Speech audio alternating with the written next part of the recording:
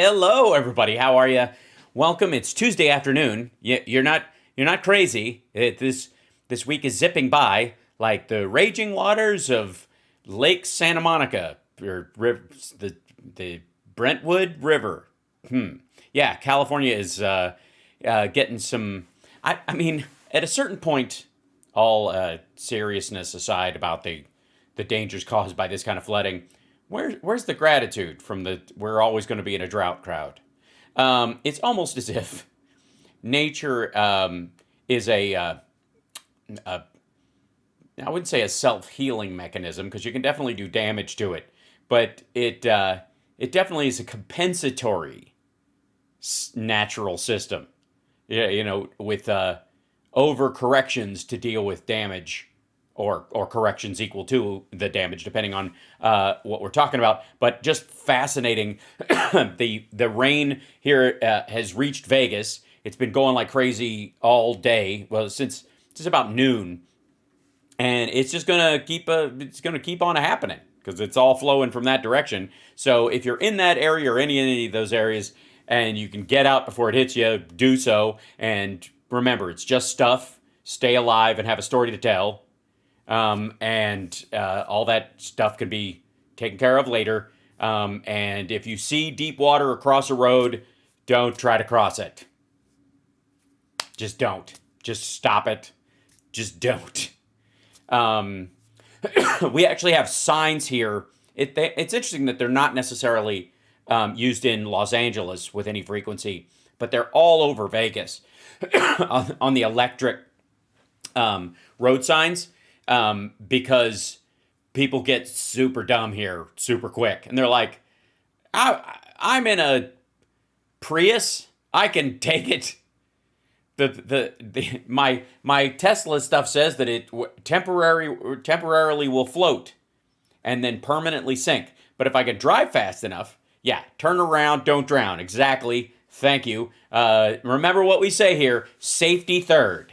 Love and adventure first. And again, keeping with those priorities, if you value love and adventure, you won't just try to drive through water in your truck or your car for no fucking reason. You'll turn around and go, hey, what's back that way? Let's go have a coffee and wait it out. Maybe something fun will happen. Maybe we'll meet some people. Maybe shenanigans will start. It's a possibility.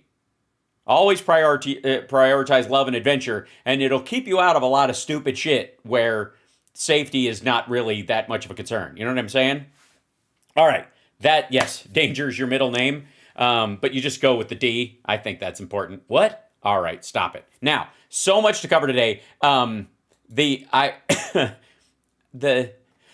Excuse me.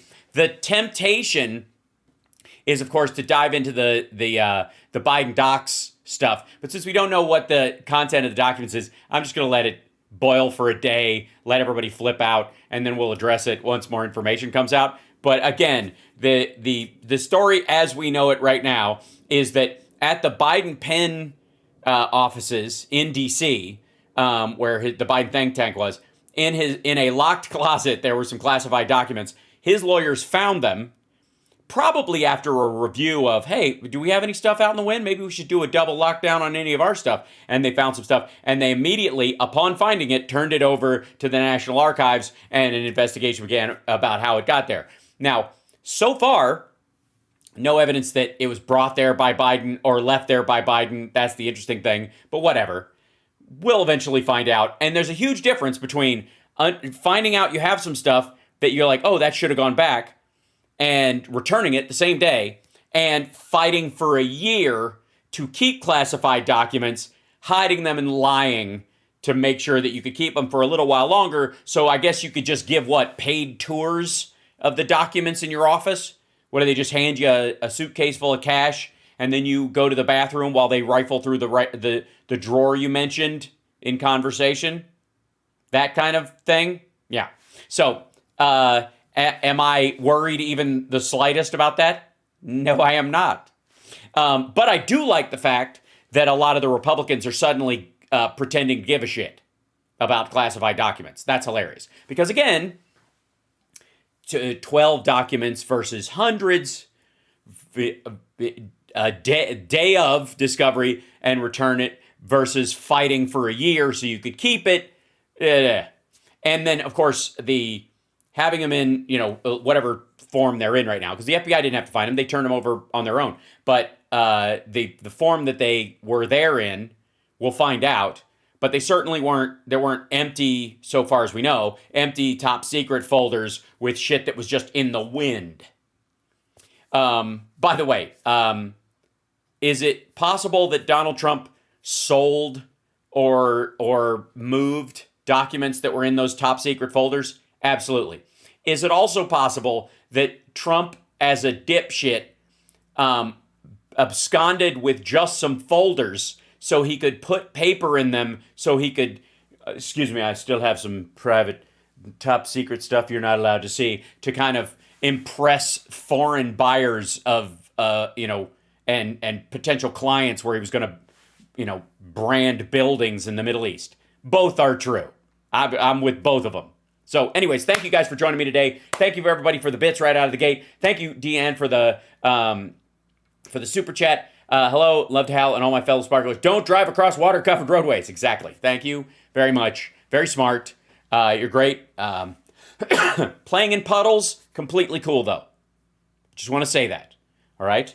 But, and first out of the gate, because it's just this kind of day, I want to say hi to everybody in the chat room. Hi, everybody. Hello. Welcome as you gather in. Big bunch of folks in there. We'll eventually get a number. God knows what it is. It's just extraordinary that you folks are with us all the time.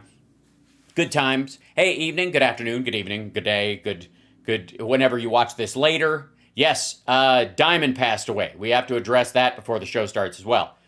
Diamond, insofar as we know, clearly was ill for months. Most likely COVID, considering her, her anti-vax stance. And even still, the irony, if do you think she got a flu shot? Considering her feeling about vaccines, do you think she stopped at just the COVID vaccine? I don't think so. So it could have been any number of things. The weird thing about Trump's response to it, which was, quite frankly, how do I put this? Fucking gross, was that he's like, her big and beautiful heart must have given out. What is this based on? Honestly, it says, like the way he says it, it sounds like he's making a weight reference, which is fascinating considering his obesity. But it's like what I called it on Twitter was like a humble dig. It was just like making the point that, gosh, she looked like probably a heart attack waiting to happen. Like that's unless he knows something, in which case, I don't know what the fuck he's saying. But regardless, it was gross. It is very sad, for the record, as far as I am concerned, in my humble opinion, that Diamond had to die. That Lynette Hardaway had to pass away because of Mike Lindell and Donald Trump's anti-vaxxer bullshit. Yeah, he capitalized heart. It was very strange. Look at the golf pics. Which ones? There are a lot of them. Anyways, her mother died from COVID as well. Not surprising at all. Yeah, she was coughing up a storm. We saw this multiple times. And again, not vaccinated at all. It's just gross. It's just like, and to me, on the one hand, I'm of two minds about this. I definitely have, kind of odd feelings about this because I don't believe that being gullible or stupid should be a capital offense. That you should be able to come back from being a fucking idiot. On the other side, she constantly, with Silk, constantly encouraged people not to get vaccinated. Bullshitted about the vaccines all over the place. And so the sort of karmic comeuppance of it is not lost, I think, on any of us. So Diamond from Diamond and Silk died. So, I know Darwin Award. I don't celebrate those. I just don't. It's yeah. So, oddly enough, it seems to me that Mike Lindell and Trump now have another one in their death column because they surrounded her with authoritarian voices all the time. She's a grown woman. She made her own choices. And at some point, it's her responsibility. However, she was completely surrounded by people who were constantly reinforcing this idea that the vaccine was bad. And oh my gosh, Eric, thank you so much for the super chat. That's lovely. Good heavens. Thank you so much. You wonder if Silk is secretly vaxxed. No, she is not. She is not. I guarantee it. Five eggs in her honor. Yeah. One last 5 eggs for everybody. Yeah, Diamond was one on the left. Silk was one on the right. Silk is the one with the Donald Trump hair. It's still sad. It's wrong. And I do not in any way. Oh, Vincent, thank you so much. Appreciate it. I just saw that come up. Please, thank you so much. I can't celebrate it, and I think it's the karmic, the sort of circular karma of it all is more sad than supporting some sort of feeling of Schadenfreude that I might have. Like it's just awful. Oh, Shadow Woman, thank you for the gifted subs again. Thank you. And Hao Kung Fu is one of them. Congratulations on having good Kung Fu. I'm very proud of you. Welcome to the show, everybody who's gathering in. Diamond from Diamond and Silk passed away yesterday or the day before. But it's what? At this point, nobody's surprised. She was a mess. She clearly had COVID. She was nursing it for a long time. She tried to do some videos where she was a mess, and it ended. I don't think anybody was shocked, except for Trump, who apparently was like, oh my God, it was so out of the blue, because he doesn't give a fuck unless someone is right in front of him praising him at that moment. That's all. I don't know what Silk does now. But I'm sure, I suppose there'll be some CPAC appearances and shit like that, but fuck, it'd be hard not to, I would say, take some time. But yeah, so we had to address that to some degree. But like I said, I'm of two minds about it. On the one hand, nobody should die for being gullible and stupid and believing that bullshit. And it would have been better if she had a chance to, dodge this and stay alive, because I don't mind arguing with people about their bullshit. On the other hand, she talked a lot of people into not getting vaccinated. And we see case after case after case after case of these hardline right-wingers who, it's interesting that there's always this conspiratorial thing about anytime an athlete or somebody has a heart issue, never mind steroids and pre-workout caffeinated, all the other stuff that they could be on or taking that might do damage to their heart, or just the statistical average of somebody running themselves to death in some cases, that there's always a conspiracy that it's always the vaccine.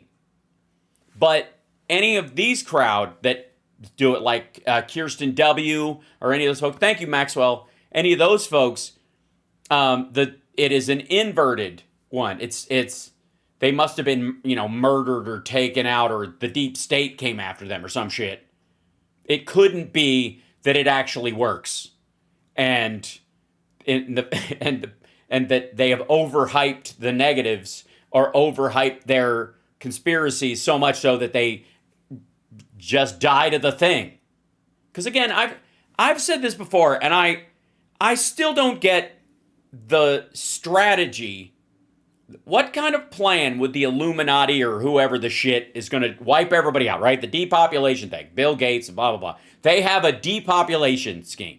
And their plan is to only kill the people they can get a needle into the arm of. Now, no matter what you do with needle production to vastly, accelerate it, you're never going to have enough needles to make a dent in the world population. There's 8 billion fucking people. In theory, if you were really doing that, if you're evil for just 1 second, you're trying to think, how do I wipe out most of the planet, narrow it down to to depopulate? That's the theory. If you're trying to do that, wouldn't you make the disease actually kill people and then only vaccinate the people you want to save? Right? Because the numbers would fit that, right? Right? Does that not make sense? Especially because you would be saving the people. You would give the antidote to your friends and then just put the poison in the water supply is the theory, right? Otherwise, you're only killing people who would be good team players. You're only, the people who get vaccinated are the people I would like society to go on. I don't think people should die randomly. I think we should all, work together. I'm a good citizen.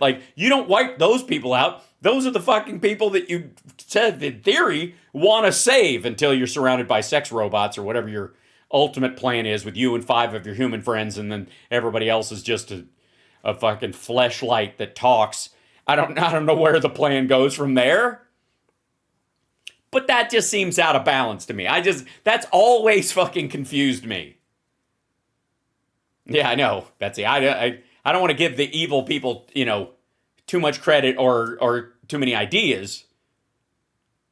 But I don't, right? Right? Okay. Anyways, there we go. Yeah. Watching a bunch of these is 4D chess. It totally is. Yeah.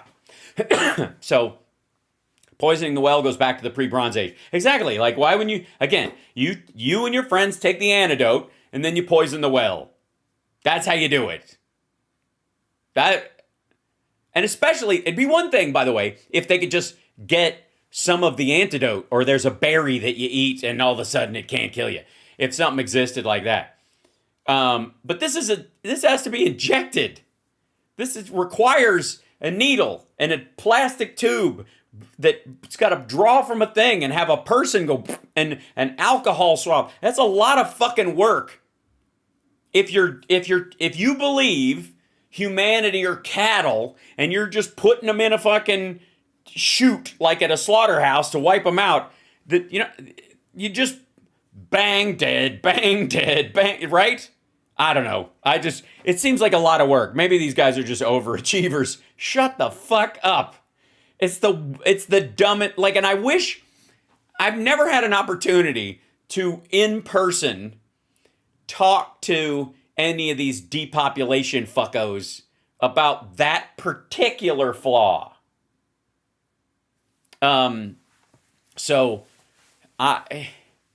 Yeah.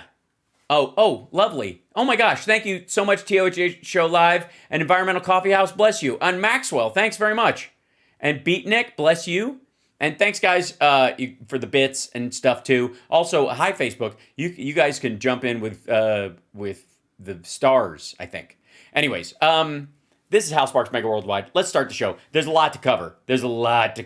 Ben Shapiro has some thoughts on some things about the border. I don't know that we've seen Ben Shapiro at a Home Depot, but we've never seen him at the border. So, which is the closest he'd ever come, because there's obviously, day workers near the exits, and so he probably considers that going to El Paso. Mike Pillow, of course, is still running for RNC.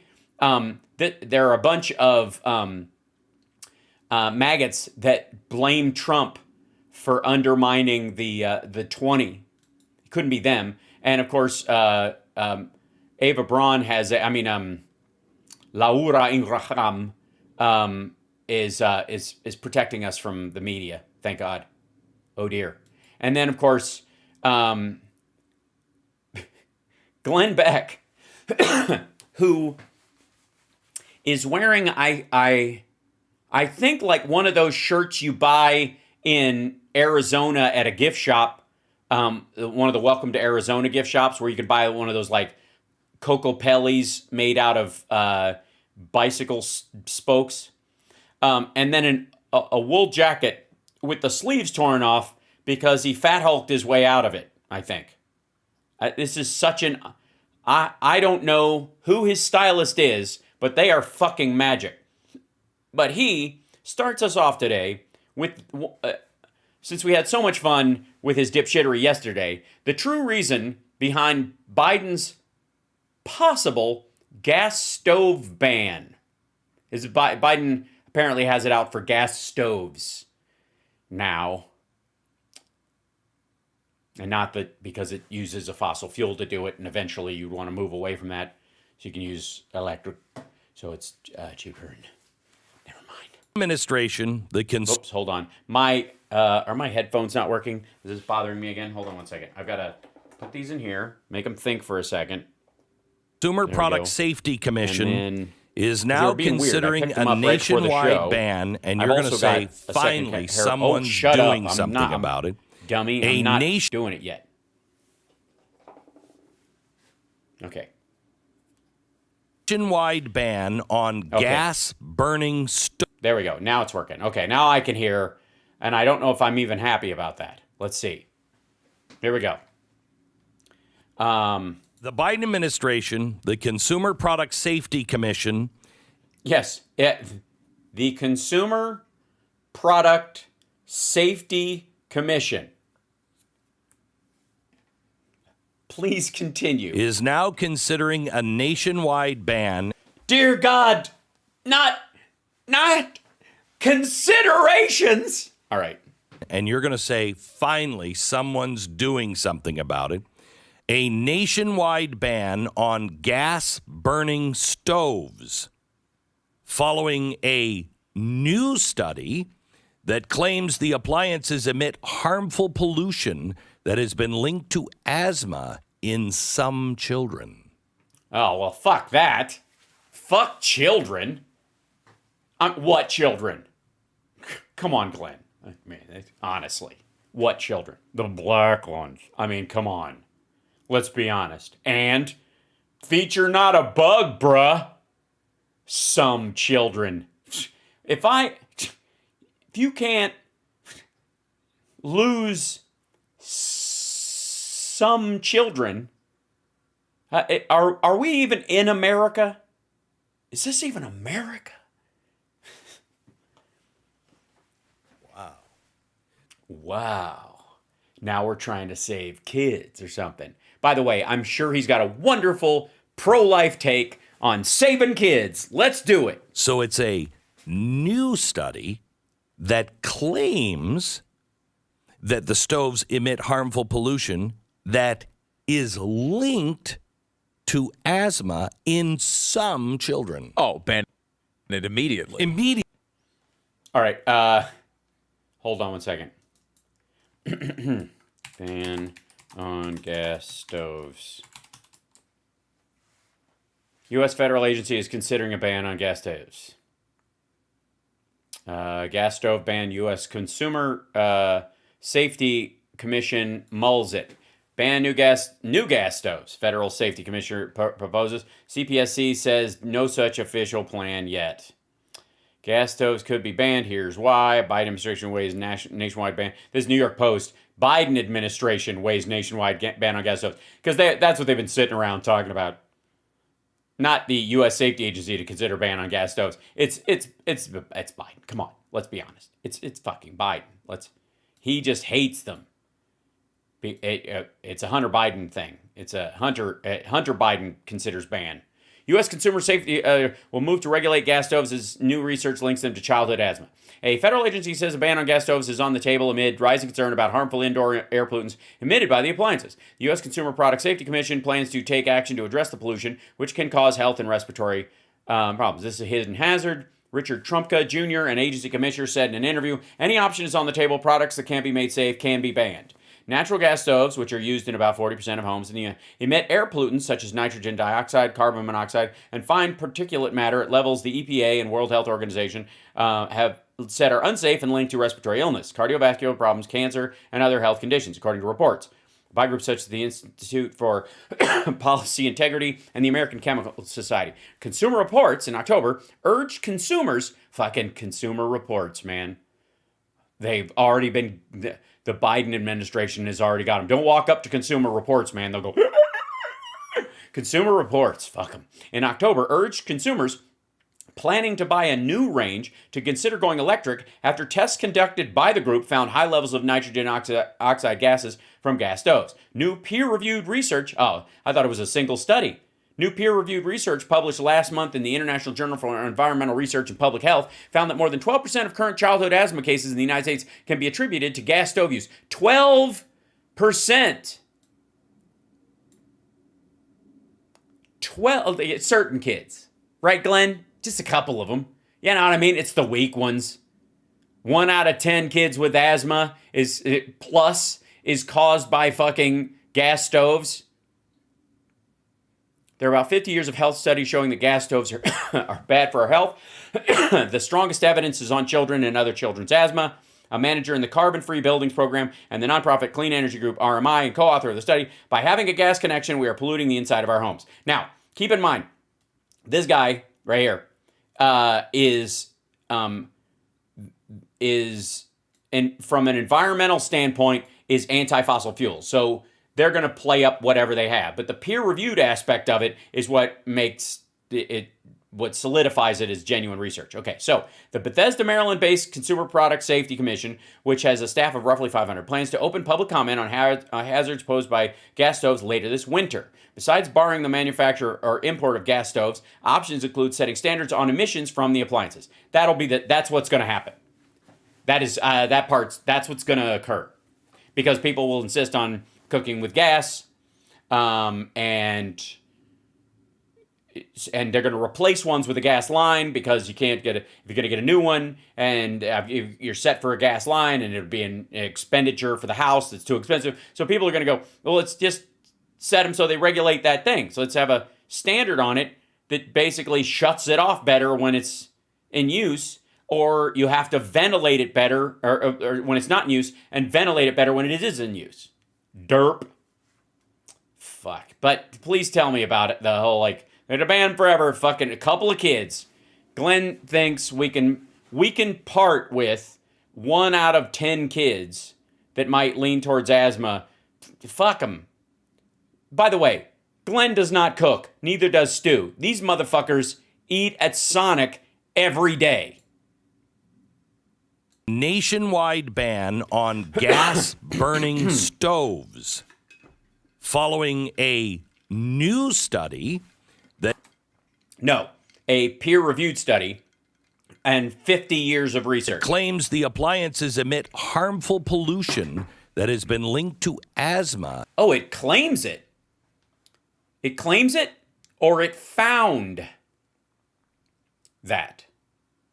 Claims, or it found that. See, it's important. Words matter. In some children. Fuck those kids, though. I mean, obviously. Wow.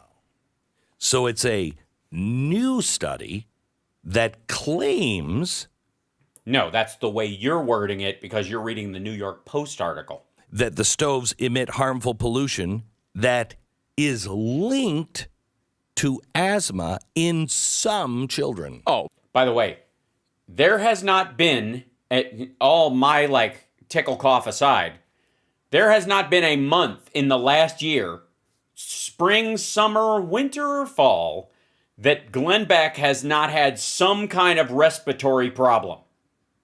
Either a head cold or a cough or a wheeze or any of that shit, right? We've all watched this shit together. I've done at least once a quarter, we end up with a fucking Glenn Beck video, and 9 times out of 10, or, 78% out of 100, in reference to the 12% of kids that he doesn't give a shit about, this motherfucker can't breathe. Ban it immediately. Immediately. With that That's sort what I'm of thinking, evidence? right? You ban it immediately. It's incredible. Well, you would if you were a big lefty, trying to destroy the world, I guess. But the stupid Biden administration, man, they just want the Consumer Protection Bureau to do its job. And there's a commission open for public comment, like the Nazis did. Incredible. According to the EPA and the World Health Organization, gas-burning stoves emit unsafe levels of nitrogen dioxide, carbon Which is, by the way, on planet Beck, that's what they live on. So monoxide, and particulate matter, which he gets from Stu all the time. You didn't think we were going to go through a gas stove thing without getting some... Honestly. Sure, I went to the doctor the other day. He's like, you have too much particulate matter coming into your system. And And it's all gathering around here and your wrists and your ankles, which is why when you take off your socks, your legs look like they're made of silly putty. Like, it's probably the stove, Doc. Yes, because Glenn is a child. So a December report from the International Journal of Environmental Research. Absolutely commie. Probably got a big yellow hammer and a sickle on the cover. Shows that 12% of current childhood asthma nationwide is attributed to gas stove use. So now 12%. Few kids.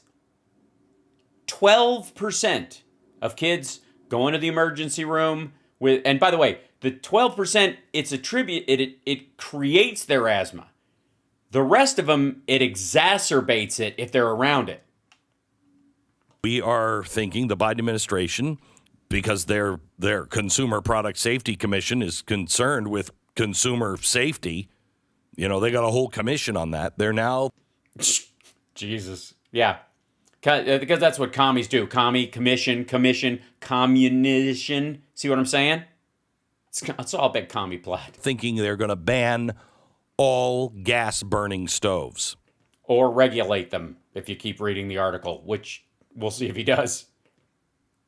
So let's just put that in perspective for you. A couple of things happen with that. We all have electric stoves, but it'll go great with our electric cars. We do not have the capacity to charge as it is, but let's switch everybody over. Let's switch everybody over. 35% of all homes in the United States have a gas stove. 35%. And in 35% of American homes, 35% of American homes attribute to 12% of children with onset lifelong asthma.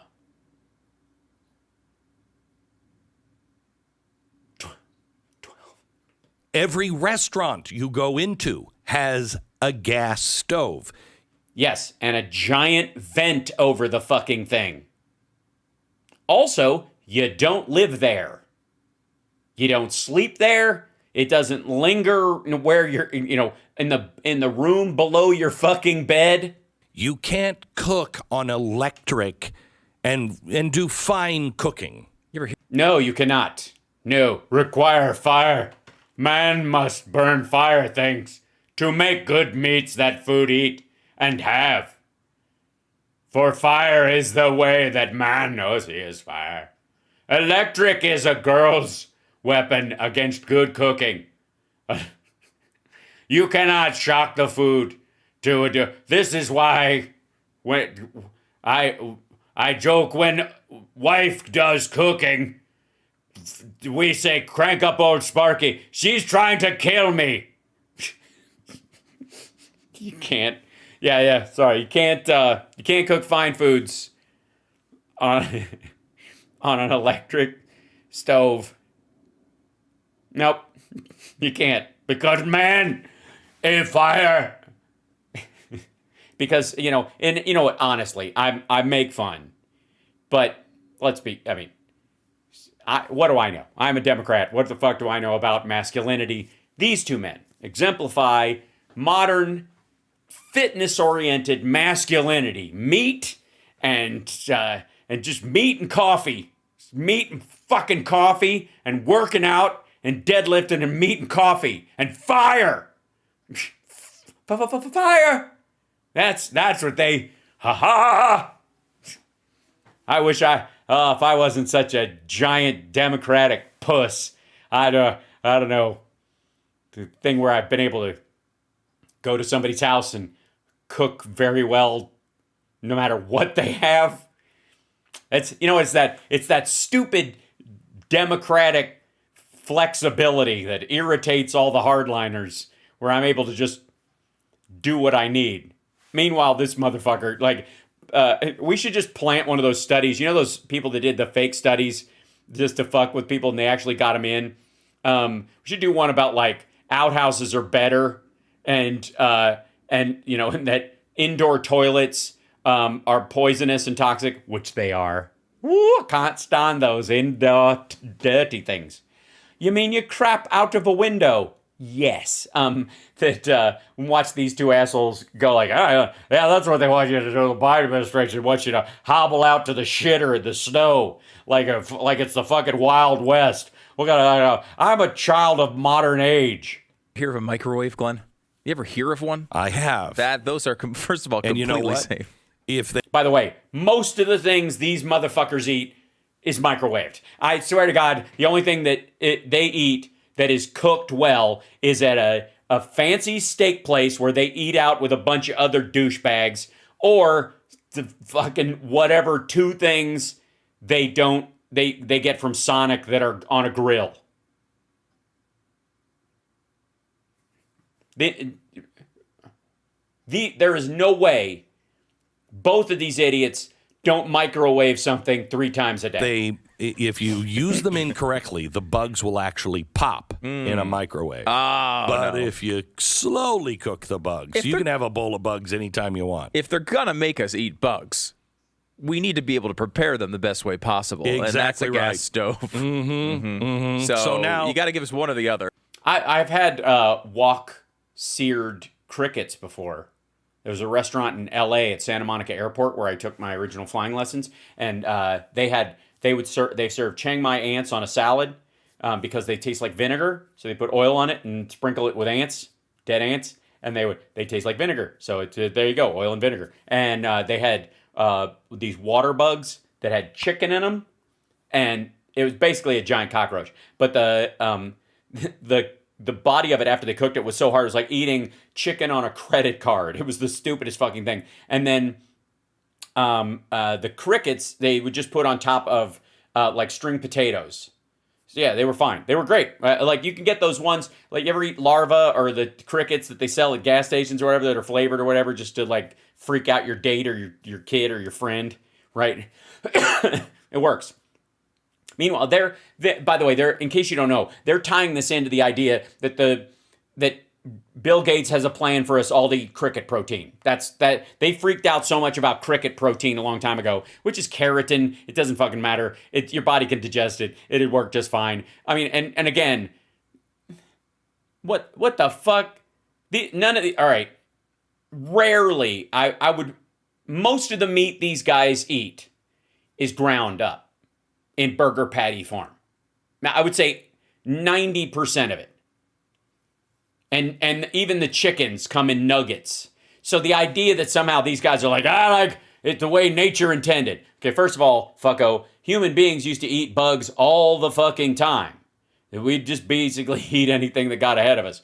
It was also, if you remember, anybody remember Papillon? Remember that? And the idea that he ate bugs at one point. They were like cockroaches in his cell, and they were trying to starve him, and he just went ahead and ate the bugs, and he was fucking macho for it. Look at this motherfucker. He's not gonna let them get him down. Yeah, try and starve me. I'll eat bugs, you motherfuckers. And that was in that movie. You're like, oh shit, that dude's tough as nails. Meanwhile, these guys are like, if it doesn't have cheese and ketchup, I am not interested. That's right. So now, natural gas, by having a subject both of these gentlemen know a lot about. Gas connection in your home, we are polluting the By the way, so he's not inviting Stu over anymore. inside of our homes by having a gas connection. So No. because a gas furnace, which is often, set outside the house or in the garage or in a basement or someplace separate from the living quarters, does not have these issues because it doesn't have an open burner that interacts with other things like food that it burns and turns into other shit because fire has an impact on everything it touches in a furnace. It's just the gas burning for heat. It's different. It's still an issue, which is why you don't have it in your bedroom. You don't have the fucking gas furnace for your house installed in the sleeping rooms or the living room, dumb fuck, if you can help it. If you're poor, God knows some folks. But that there's a difference between a furnace, which just burns the gas, and a stove, which burns fucking everything that's on it. And the plates, or the pans, which have chemical coatings on them, and the myriad of fucking hell. And I have a gas stove, and I got a big vent over it for that very reason. Let me just help you out with this. Now, natural gas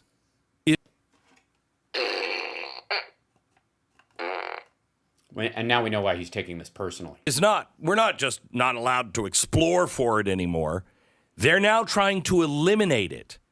And Okay, first of all, no, they are not. This is about a product in the home you directly interact with that uses gas. It would be better if we were using natural gas, especially as a mitigatory fossil fuel, to get us away from it until at such time we have technology reaches the point where we can power everything without it, that we would use it for the plants. The power plants use the natural gas, and you do that shit over there so it stays away from most of the people, and the people who work there have gear on and shit that will protect them from it while they're working there. OSHA, anyways. And then in your house, you start interacting with fewer and fewer chemicals that will kill you. I don't know why this is a bad thing other than the macho bone part of it. This is why they're hanging on this. Gas grills are outside. He doesn't know what the fuck he's talking about. let me just read this Also, that's kerosene, last thing here again. which is a natural gas, by the way.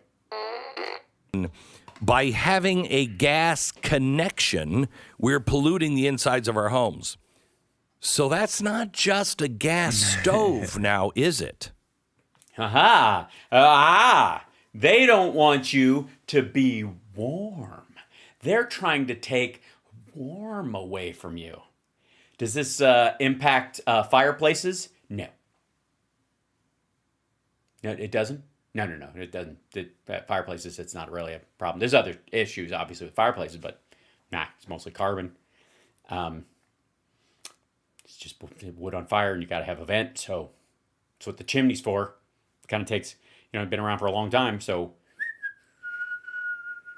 But please, panic some more. That would be a natural gas heater as well. That would be a natural gas heater for your water as well.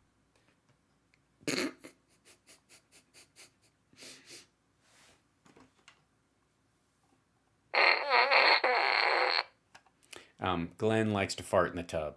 Wouldn't it be great if we could put everything on electricity? Huh? Yeah. It kind of would. Unless you want a coal-fired cell phone, fucko. Seriously. Sounds great. What did they explain why this doesn't affect adults? They're saying? Are they saying only some children? No. He didn't read the whole thing. He just read the parts that he can use to upset people and create a weird conspiracy in his head and align it with bug eating shit. I don't know. Because it's probably unbelievable that it would affect all people at all times. And, No. Because developing systems versus people already grown up are wholly different. And a body developed in an environment of toxicity has more problems down the road which is why we discourage smoking in children. But, he's only concerned about 12%, or not concerned about the 12% that smoke. No. I mean, I don't. This is why I only serve my kids Little Bites mini muffins. Right. Because that's He's not lying. That's true. the only healthy way to go. No, They only eat chocolate chip mini muffins. Yeah, And then those are I good. would never have to worry about any of their Never. asthma concerns. Nope. By the way, he's dead serious. He's on the diabetes train with his kids, and that is a slip. That is Stu telling Glenn the truth for once. Never Perfect- have to worry perfect about health. it. Yep. You would think maybe banning cigarettes. All right. Who the fuck thinks this asshole was for banning cigarettes until these words leapt out of his fucking mouth? This is one of the assholes who's like against regulating the cigarette companies. Would be a bigger thing. You know what I mean? We've already done that. But you can't stop an adult from smoking in their fucking house around their kids. But, ladies and gentlemen, I would like to present to you Glenn Beck's potential solution is, instead of fixing the elements of a gas stove that emit toxic substances, or eliminating them entirely and providing an alternative that you can use, Glenn Beck suggests that the government start legislating and enforcing an anti-smoking in your own home ban if you have children by what? What is it? A cop in every home? What's your CCP solution to this, fucko? Banning. Kid has asthma. Hey, no smoking around the kid. Now I don't agree with. It's how they got it, fuckhead. It's how they got it. Not don't smoke around my kid because he's got asthma, which should be any parent's go-to phrase if that's the case. 12% of the kids that have asthma developed it because of their proximity to a gas stove. Now you can either fix the gas stove to limit that down to, 2%, or let people know that if your kid shows signs of asthma, you should probably switch to an electric stove for their own health. But Glenn and Stu, their response is, fuck them. This, but I mean, that might be a bigger step towards helping children with asthma than banning all gas stoves. Also, I remember when my grandmother at one point, bless her heart, said when we were talking about like sugar, and she was like, that sugar's not bad for you. The only thing they've ever shown that it does is rot your teeth. And I went, Grandma, if it does that to the hardest tissue in your body, what the fuck do you think it does to the soft stuff? And she went, oh, it's an excellent point. And you're like, did you say what the fuck to your grandmother? Yes, because in my family, you can swear. You just can't say, I don't know. You don't bullshit your way through it. You just say, I'll find out if you don't know. All right, anyways. And they did come out with a thing called vaping that causes far fewer of these chemicals to come out of, if you happen to be a smoker, out of your cigarette or device. And No. Vaping is laced with all kinds of chemicals, fuckhead. Stop trying to run interference for Sean Hannity. then the government has attacked that industry constantly since it came. So it really is fascinating. Yeah, it's just the government. Yeah, you're right, man. It's just, he vapes. You think so? I wouldn't doubt it. He took it up because he thought it was good for him. And then, it's so much better. They're fascinating. They seem to want everyone to die. Is that I mean, I'm just throwing that possibility out there. The fuck are you talking about? Your government, ladies and gentlemen, of the United States of America, and this is, by the way, in case you're confused, I did not call up Julia Davis and have her translate the Russian Channel 1 Solovyov show and marionette it using AI with these two fuckheads. But it is the opinion of Stu and Glenn Beck that your American government, in an attempt to regulate poisonous chemicals in your life, is really just back end trying to kill you. Because that's what they do. Hardy har har. It's what we joke about all day, every day, because we all kind of know it, don't we? Don't we all kind of know that the U.S. government is trying to murder its citizens all the time? Thanks, Stargal. What if the goal is no more people? Then you would just... You wouldn't even regulate the gas stoves, you dumb motherfucker. You know how many regulations have come up over the years from original gas stoves? From the fucking kind of hose you can use on the connection to keep leaks from happening, how often the flints on them have to be changed, and the distance between the burners, and how much gas can come out under pressure and all that kind of stuff, so that fewer people die. Because every time some asshole blew himself up because of a gas stove, they went, "Oh, that was what caused that one?" It was this little thing. Can we not have that little thing anymore? Yeah. Will it destroy the entire product itself? No. We just have to... one little tweak would have kept that whole family from burning alive. And then they fixed it. This dumb motherfucker thinks that you should just build your own gas stove. Just let everybody tinker. Who gives a fuck who's living next door to you? If somebody wants to build an regulated nuclear reactor in their fucking basement, that's up to them. Who are you to say? The government just wants to kill you by not letting you nuke your neighbor. Now that sounds hard to believe. I mean, it's not like... Again, they're joking about it. They genuinely think this shit. This is the same okay doomer bullshit we see from Russell Brand. Think about this for a fucking second. Because these men are allegedly Christian conservatives. These are people who aren't supposed to lie or cheat or bear false witness or any of that stuff. They're supposed to walk in the footsteps of the Lord and all that kind of stuff. And they are essentially throwing out the general idea that at all times and in every way, the federal government, including the newly elected Republican House, are trying to murder the American people. And that all the time they've been regulating gas stoves, that's been the fucking plot. To lower the number of them and get them out of there. They've been trying to kill people. I would like to remind you that they think the same shit about helmets and all that kind of stuff. And for the record, I don't know if you know this, but since 1901, the population of the United States has gone up a lot. Because shit that used to just kill you and people would just shrug it off, gets fixed. You, my friend, whoever you are watching right now, I guarantee, if we have to go back to Ignaz Semmelweis, our dear friend and the reason we're all alive, somewhere along the way, a regulation about safety or hygiene saved your fucking life.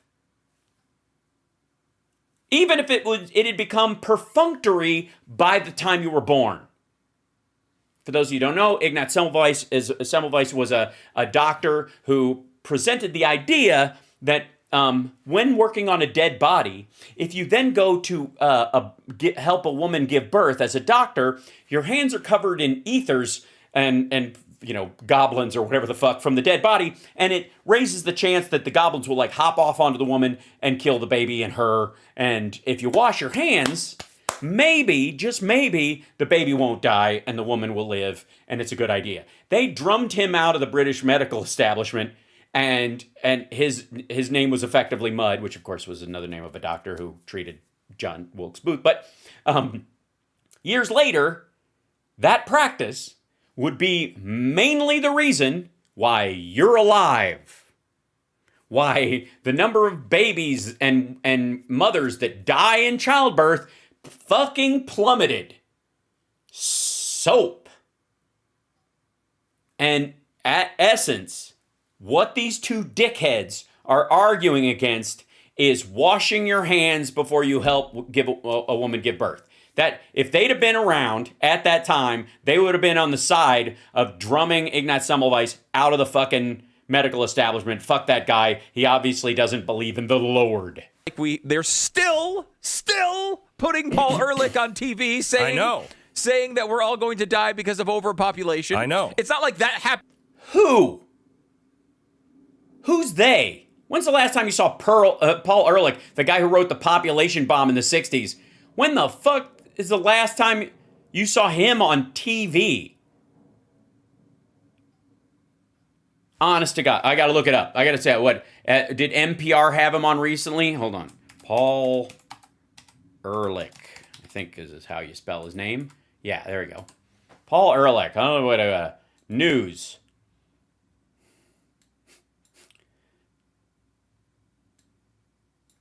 Let's see.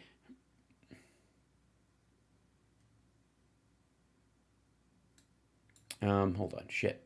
I'll go back to here. These are the only articles that pop up. This is the newest stuff on Paul Ehrlich. Here you go. Paul Ehrlich. Whatever happened to Paul Ehrlich's population bomb?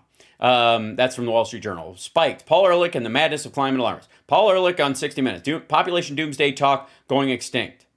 He was a week ago. 60 Minutes segment with Paul Ehrlich might be a sign that his hardcore alarmism is dying off. So so the National Review had this article. That's why he's thinking about it. Meanwhile, Paul Ehrlich was on 60 Minutes basically they were calling bullshit on his idea that we're going to get overpopulated. Promotes failed doomsaying one more time. This is it. Reason Magazine. 60 Minutes exhumes enviro. Okay, so he was on 60 Minutes. Paul Ehrlich's War on the Poor. The population book most damaging to third world nations. Right.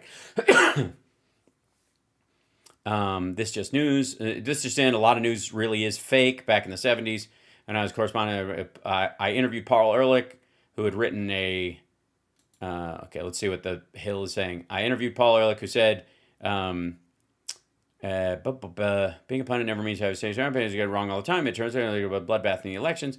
I interviewed Paul Ehrlich. Blah blah blah. Where's that? Nah, never mind. It's a big article about everybody being full of shit. Okay, so that's why 60 Minutes had him on for a 10-minute segment. As a, whatever happened to, is that a thing? Happened this past weekend. This guy who has been wrong for half a century. By the way, no, he hasn't. Paul Ehrlich just overstated how much the Earth could take and the volume of people that would be coming, and didn't predicate on the idea that demographies, ebb and flow. But he made the same mistake. Paul Ehrlich is one of the reasons why, he took his lead off, and it's hard to say who, chicken and egg situation, but Mao's one-child policy and Paul Ehrlich were around the same kind of general thought tier. And there was how long it took to get in the West and how long it took to take off in the East and yada, yada. All of it fucking stupid and a recipe for disaster for countries like China. And ultimately, the Earth can handle 15 billion people. It really can. As long as everybody's not burning everything in sight. And we better our technology. But it's topping out at less than 9. He has been wrong over and over and over again, publicly, in print. In humiliating ways. Saying that, Great Britain wouldn't exist by the year 2000. Right. By 1980, there would be no food left. Right. There would be out of food. That has not occurred. We have more food than we've ever had. Yeah. And he is... Because people responded to that fear and innovated past it.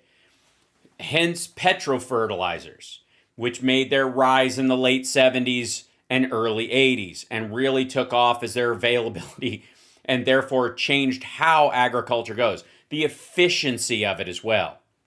By the way, I'd like to remind these assholes that Ehrlich is to some degree right in terms of, say, China, because China has burned up all of its useful land, somewhere in the order of 14% of its arable land is still functional for producing fucking food. Also, the $7 for a dozen eggs, I just saw somebody there. That's because of the avian flu. They'll go back down. They had to cull like 50 million chickens. But if you look at what happened in China, it's almost exactly what he was calling. The West innovated past it. Missed on these predictions. But he doesn't know this because everything he eats has a wrapper on it. Over and over and over again. And then they bring him out, they roll his bones out there again at, I don't know, 100 years old. They're like, hey, what's going to happen next, guy who's been wrong every step of the way? And he tells us, shockingly, that we have all these disasters from overpopulation around the corner. And there's not one question of, before we go, could we ask you about everything you've said that's been wrong? Hold on one second. Let's see. Paul Ehrlich, 60 Minutes. What do you think? I would probably get a 8 days ago. 8 days ago. Here you go. This is some of this. Now, 60 Minutes is notoriously litigious and copyrightish about some of this shit. So I'm going to have to...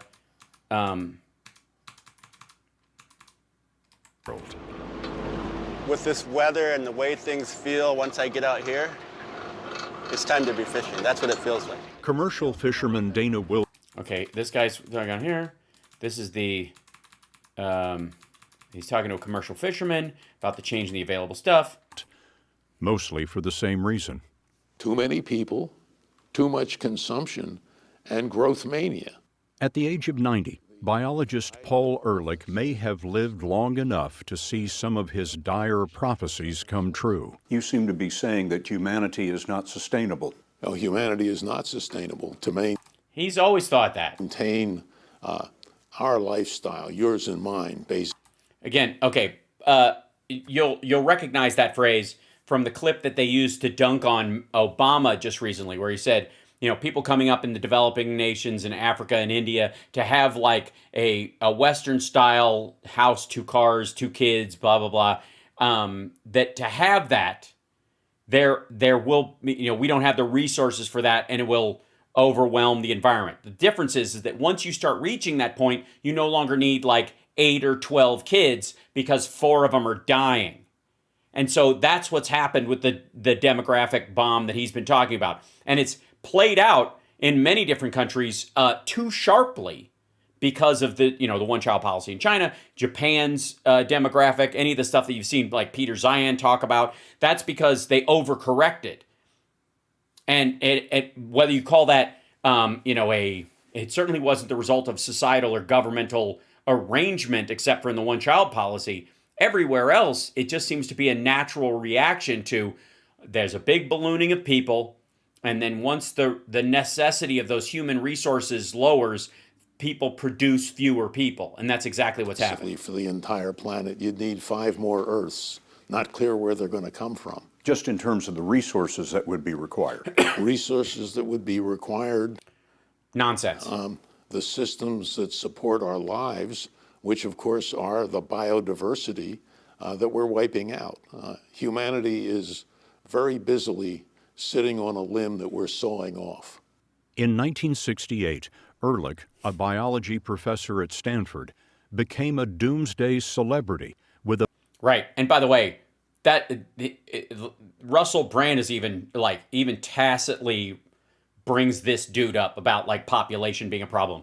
Also, it should not be lost on you that Stu and Glenn Beck were just basically making the argument that the population, is shrinking already or some shit by violent act of the Bill Gateses of the world or some nonsense, while at the same time agreeing with this fucker. The bestseller forecasting the collapse of nature. When the population bomb came out, you were described as an alarmist. I was alarmed. I am still alarmed. All of You're alive. my colleagues are alarmed. In varying degrees. The alarm Ehrlich sounded in '68 warned that overpopulation would trigger widespread famine.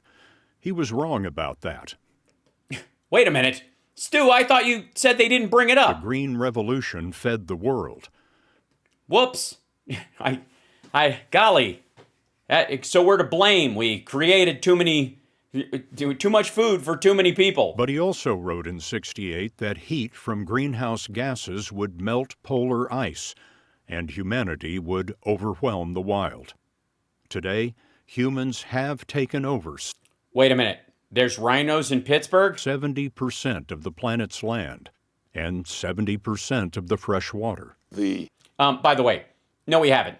We're not on 70% humans aren't on 70% of the land. We have countries that take up 70% of the land. We're not on 70% of that land. Take a look at Russia, for example. One of the biggest country on earth and a population half the size of the United States. And nothing but train tracks going through most of it. Rate of extinction is extraordinarily high now and getting higher all the time. We know the rate of extinction is extraordinarily high because of a study of the fossil record by biologist Tony Barnofsky. Okay, hold on. I want to see if did they go back to Ehrlich? There used to be a lot of things, and now there's fewer things, which has always been true. There will always be more dead things than alive things. Earth currently experiencing the sixth mass extinction, according to scientists. That's what the report they were doing. So they're talking about biodiversity. That's why they brought Ehrlich on. Here you go. What's the other part? Including the continuing research of Stanford biologist Paul Ehrlich. You know that there is no political will to do any of the things that you're recommending.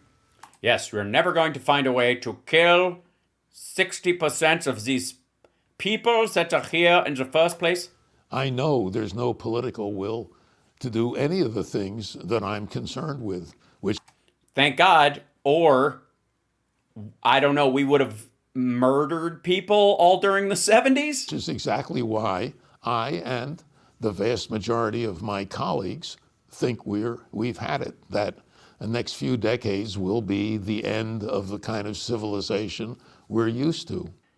By the way, For the record, even with a 2% climb in the climate, which is the outside concerning point that the IPCC has pointed out, that is not the elimination of humanity on the fucking planet. It just isn't. It wasn't before. It's happened before because of natural reasons. We're participating in the current version, and we are moving in terms of our own technology away from the things that caused it. So the idea that this is going that there's going to be like it's going to trigger a super volcano and human beings will be like Pompeii and aliens will find the place and go, is anything ever alive? What's the date on this? Last Sunday. In the week ago Sunday. 50 years since Ehrlich's population bomb, humanity's feasting on resources has tripled. We're already consuming 175% of what the Earth can regenerate. Which is, by the way, while the Earth is regenerating us when we pass away. And consider, half of humanity, about 4 billion, live on less than $10 a day. They aspire to cars, air conditioning, and a rich diet. But they won't be fed by the fishermen of Washington's Salish Sea. Right, okay. So this is, again, the idea that somehow you can grab all this stuff. Oi, you've been practicing your Pompeii pose? That sounds, I like that. Can we note that even if you happen to be completely guessing, you would have a higher percentage of success? At least maybe.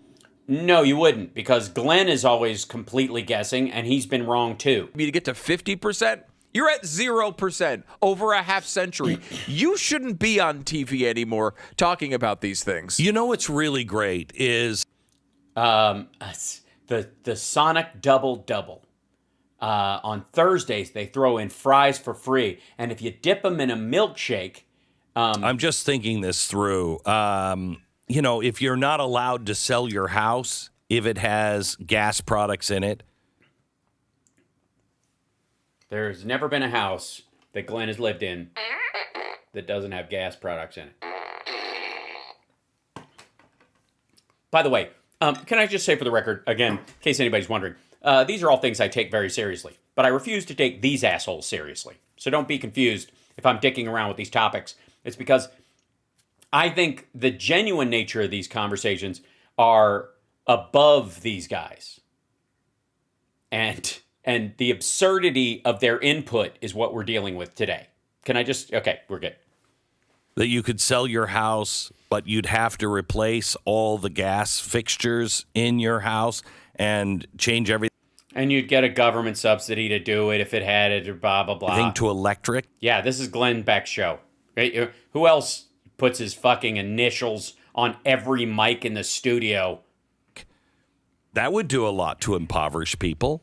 And then once we're all on electricity, and everything is on electricity, which does not seem to be the most environmental friendly thing to do, and we have the rolling blackouts and the rolling brownouts, and we can't keep our homes heated because we no longer have gas. We're all hooked up to electricity, and they're not shoveling any more coal into that plant. I think this is going to be great. Yeah, so the idea is that it's just they're trying to freeze you to death, America. I think this, now Stu says maybe. Yeah, you know what? Maybe he could burn this straw man for heat. The goal is to kill a bunch of people, but that seems too harsh. Maybe thinning out the herd. By the way, he's not kidding. They joke about this, but they genuinely, or at least I would never say that they're genuine about anything, but I think this is more their sales pitch in general. Would be better. I mean, there's a lot of people.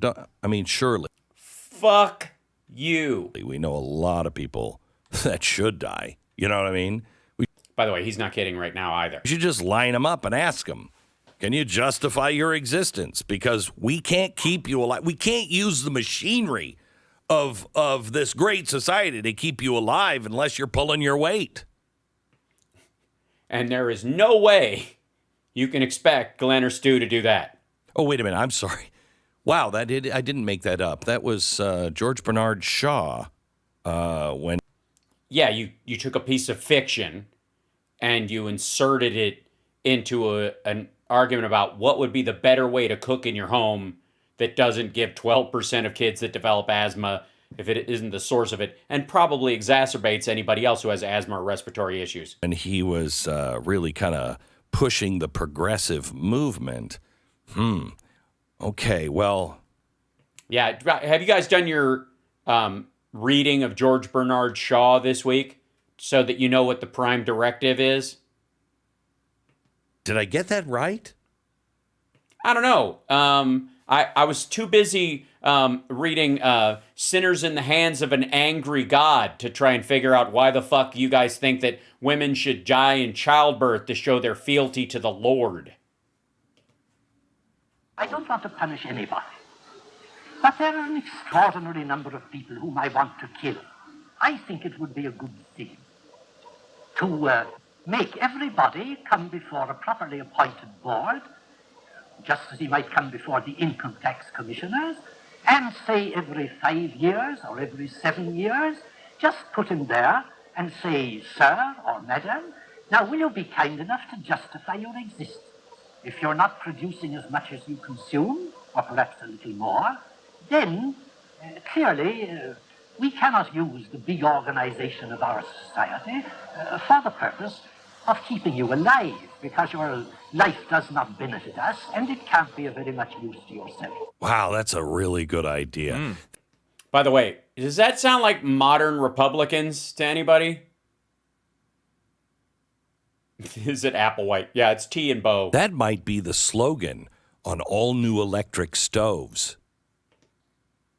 Why would you have to give electric stoves? Half these people, if they're willing to cook on an electric stove, they obviously aren't cooking any fine cuisine, and they should be put to death.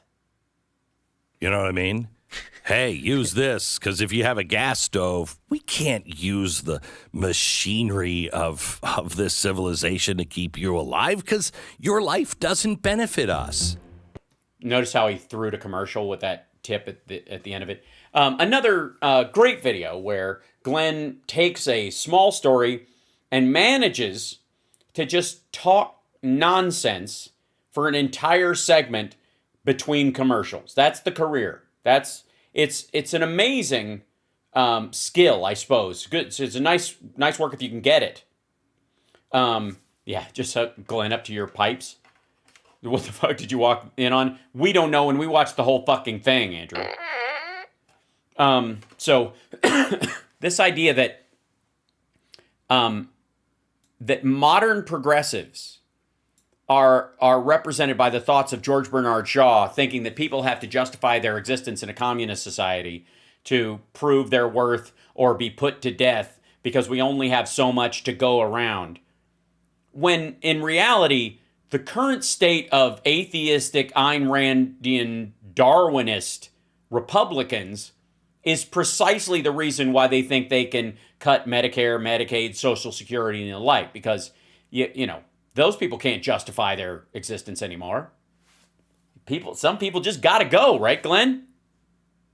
What good are they doing at this point? Are they just taking up space? It's probably better to let them, you know, they're in pain just because they're not in, you know, rich and in an optimal situation.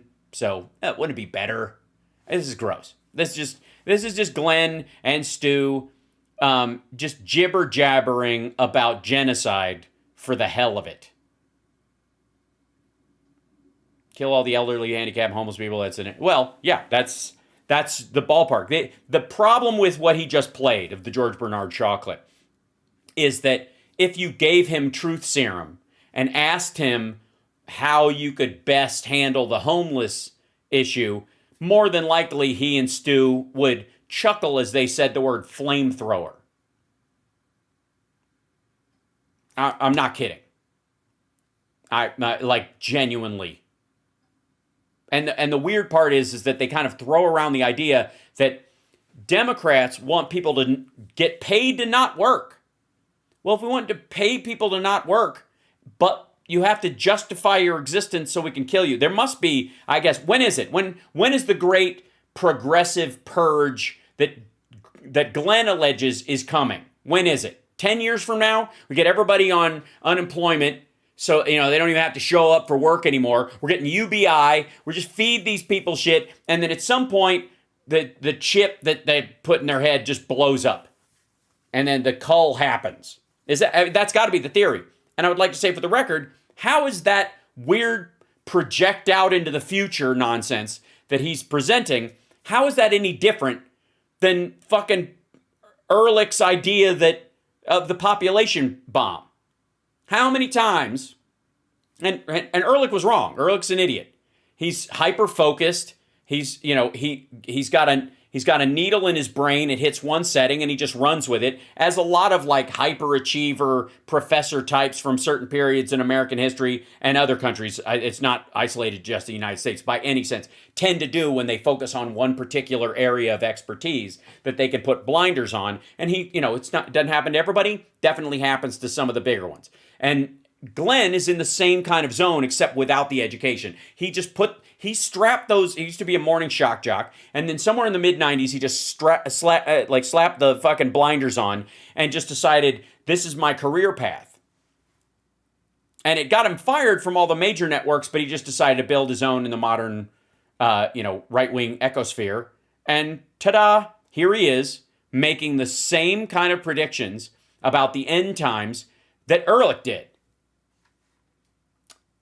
Because he's an asshole.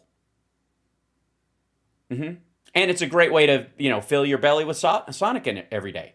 By the way, you're watching Hal Sparks Megawordlwide. I don't pick these clips out. Unlike some folks that you'll see on the interwebs, I don't go and see an hour of a show and then go in there and use the clip thing that you have on YouTube or something and pull a piece of it that I decided I want to focus on so that I can pick it apart, leaving context out on either side of it, or leaving it up to you to go hunt it down. These are clips they put out on their own. This is their decision. That clip that we just watched of Glenn Beck is indicative of the quality of thought and the content you will find on the Glenn Beck Show at the Blaze. That's what they do. And so that's what I do.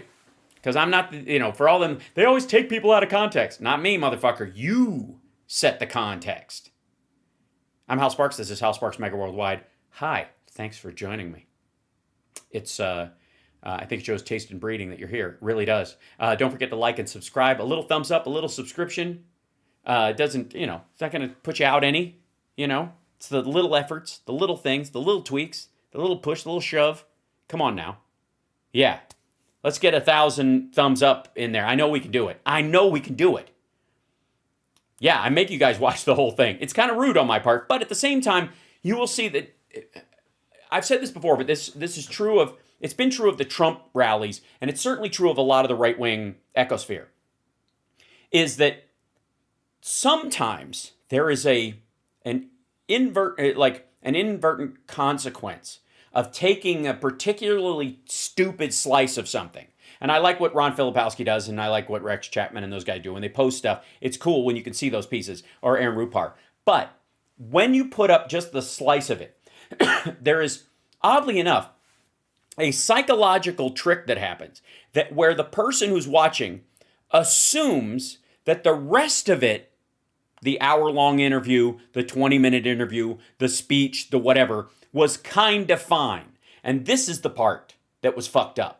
That, haha, we're laughing at this one part of it.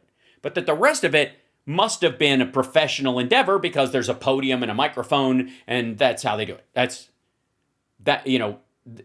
It's like a psychological trap people fall into, that you're just picking out that little piece and you're fucking with it because that was where they flubbed, but everything else was good.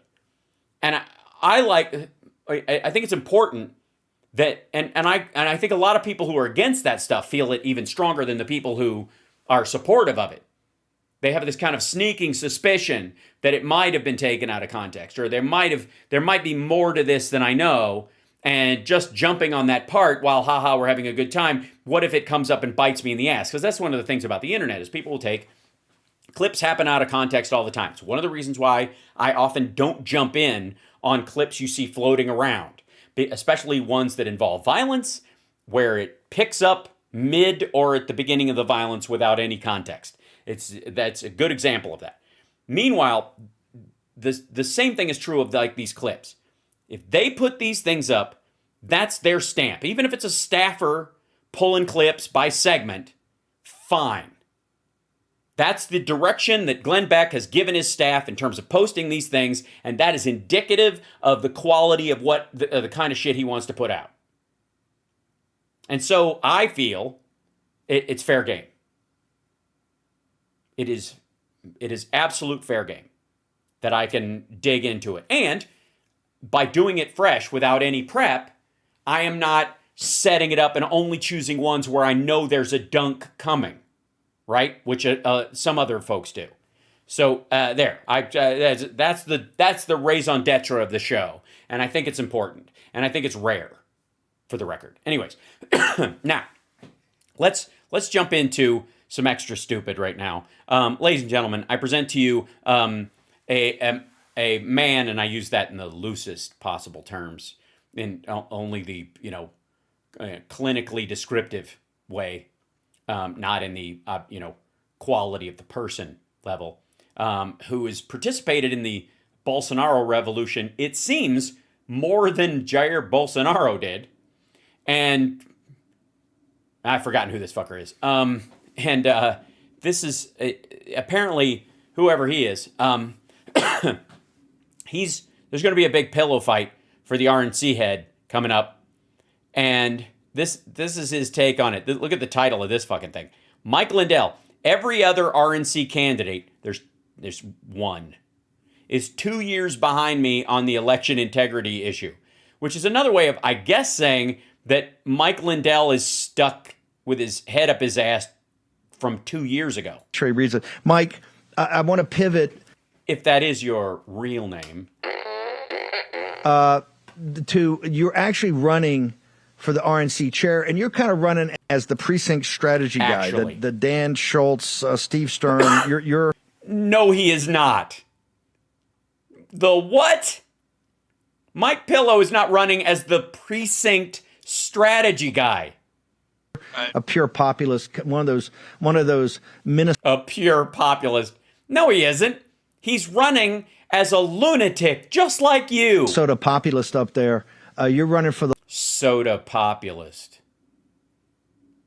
Oh, God. The little guy.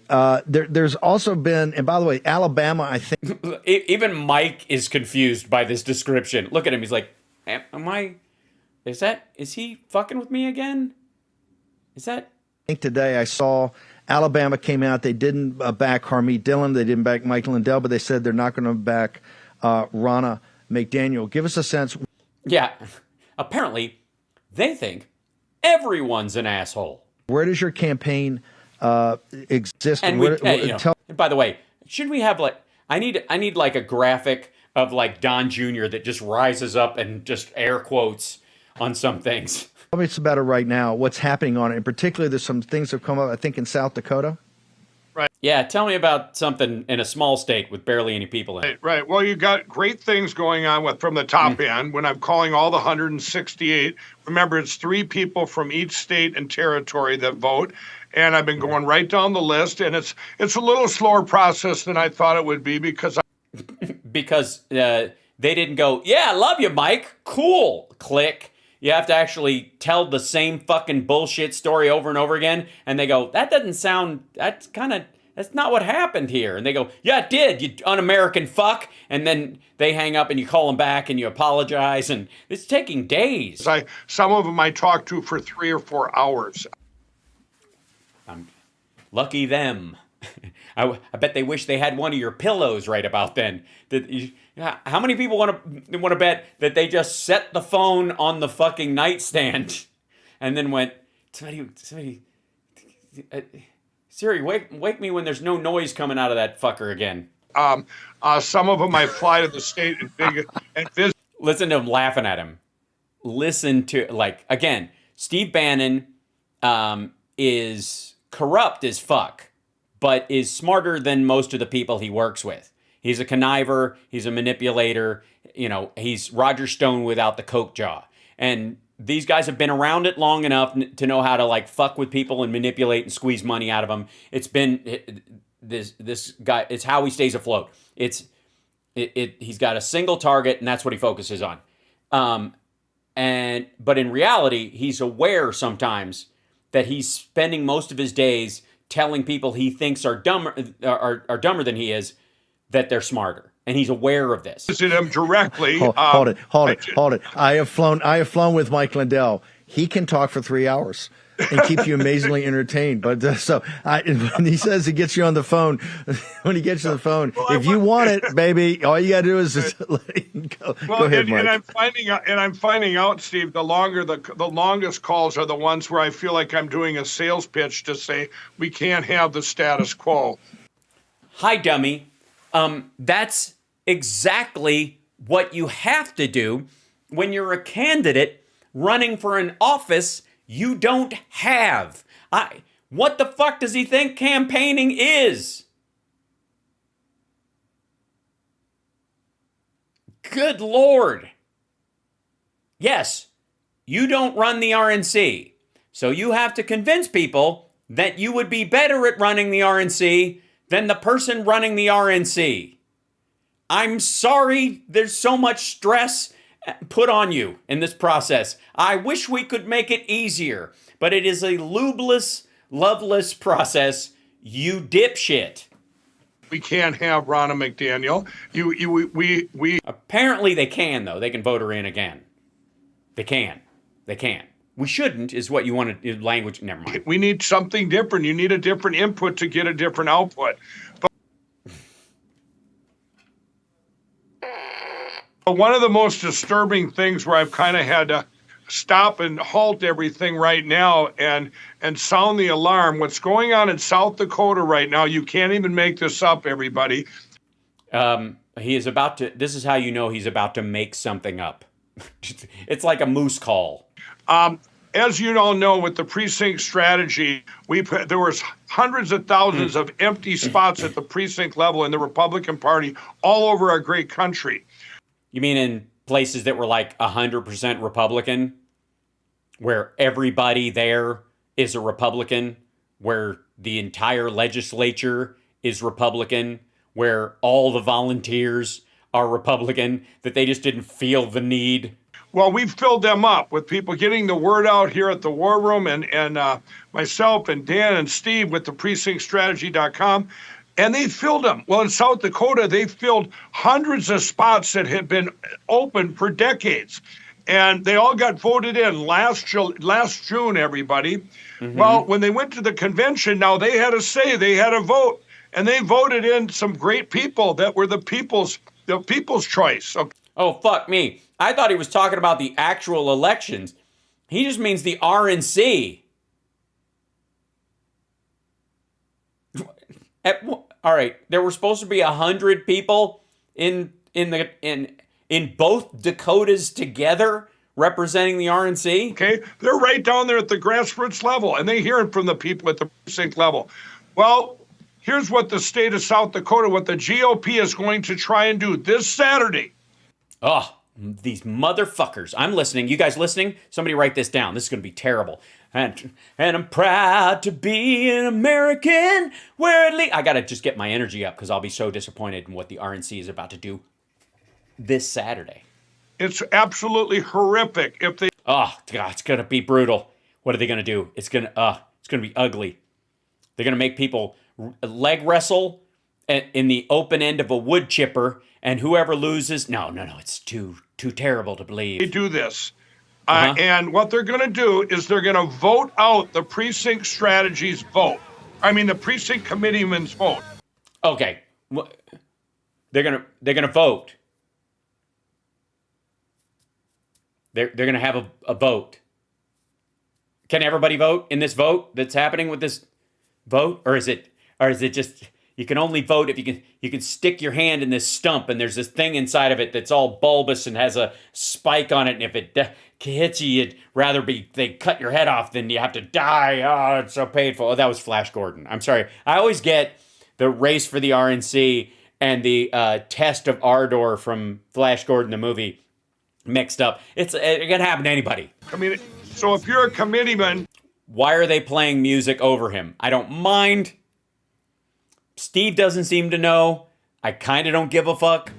Or woman, you won't ever get to vote again. If this goes across our country, Steve, it'll be the end of the... Oh, man, America will play a tough music that I do CrossFit from. Yeah, Want to go back to my... Jesus Christ, they just ditched out on him in the middle of this. What was the take? Sorry, the music coming up had lyrics in it because Steve was fucking with Mike Lindell. Do this. And what they're going to do is they're going to vote out the precinct. Literally, as he starts the word vote, they start playing the music out with lyrics to make it harder. It's just wrap it up music. But, oh, God, it's so good. Strategies vote. I mean, the precinct committeeman's vote. I mean, so if you're a committeeman or woman, you won't ever get to vote again. If this goes across our country, Steve, it'll be the end of the Republican Party. I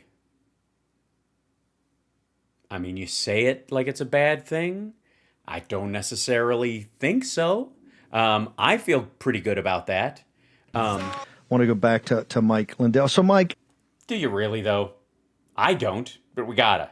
I think, aren't they just changing the vote so they're going to take things away from a convention and put them into, as I understand it, take it from a convention where the precinct strategy would go and vote for, I don't know, the lieutenant governor or the attorney general, and move that to a primary? Is that what the basic, is that what this? No. They are destroying the vote forever and using the machines to keep track of of America for the end of it. It's way more. What? This issue is, or am I missing the point? No. But thank you for bringing up what they're probably really doing, just to confuse Mike. Well, hi. Excuse me one moment. I'm not gonna eat, but Ethan's hungry. He said he can wait for you, or if you're not hungry, I can order for him. I will. Okay, so he'll wait for you. Then. Yeah. You guys can eat. Okay. Okay. Love you. I think there's more to it than that. They're taking... No, there isn't. Away, I think there's two separate things going on there, but they're taking away the precinct, at the precinct level, they're... Say precinct level. It sounds like you give a shit, and you've been there. even though you haven't been. But their right to vote. So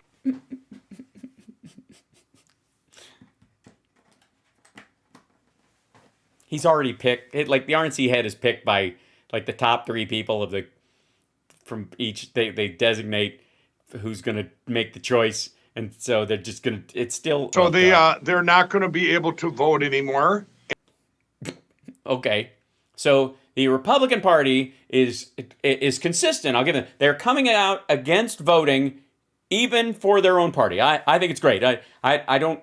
Why don't you just argue that it's a federalist system, anyways, and we're not really a democracy in the RNC, Mike? Why don't you say that? And that's what they volunteered to do when they came in June.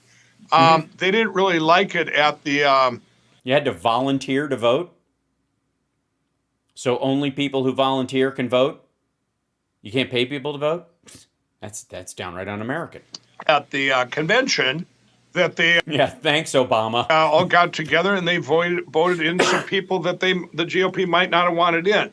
Now Democrats? Oh no, you mean other Republicans that they don't like? Also heard, Steve, that remember these are the people that vote in the GOP, that vote in the ones that are voting them out, so to speak. So to speak. It's like if I had a bunch of people in a room that were going to vote me out, well, I'm going to go, hey, how about I just get rid of those people?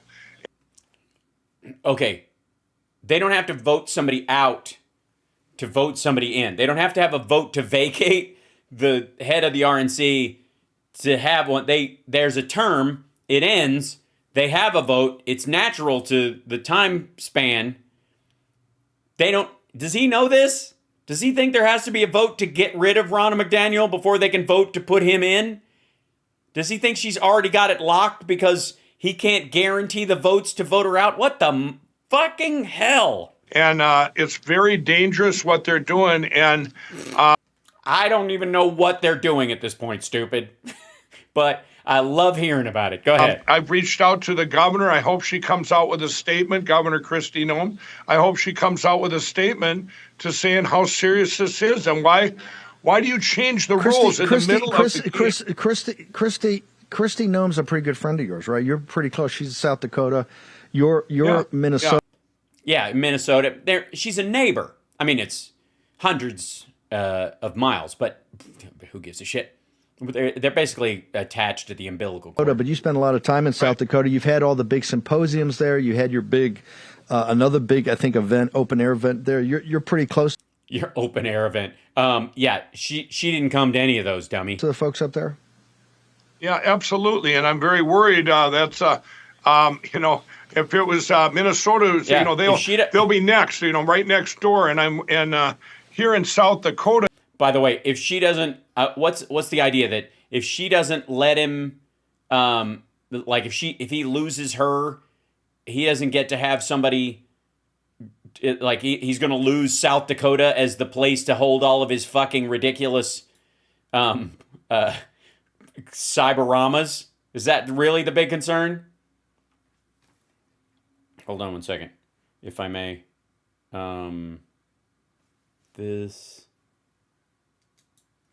I just don't know how to even understand the basic rules there. Come on. We're both from Minnesota. Tell me how it works. We're mustache buddies. All right now. That's solid red. You would think. Yeah, the whole state is it's mostly green because of the trees. But don't let that fool you. It's not a bunch of environmental hippies. I met all those guys while I was smoking weed in Baja. I think that they wouldn't even do anything or... Nah, they don't care. They would just let it happen. Think of doing anything like that. They would never think, in general. Just stop there. Yes, I got a lot of relatives there. I spend a lot of... Yeah, but they don't talk to you. That's the difference. I mean, we all know it. Time in South Dakota.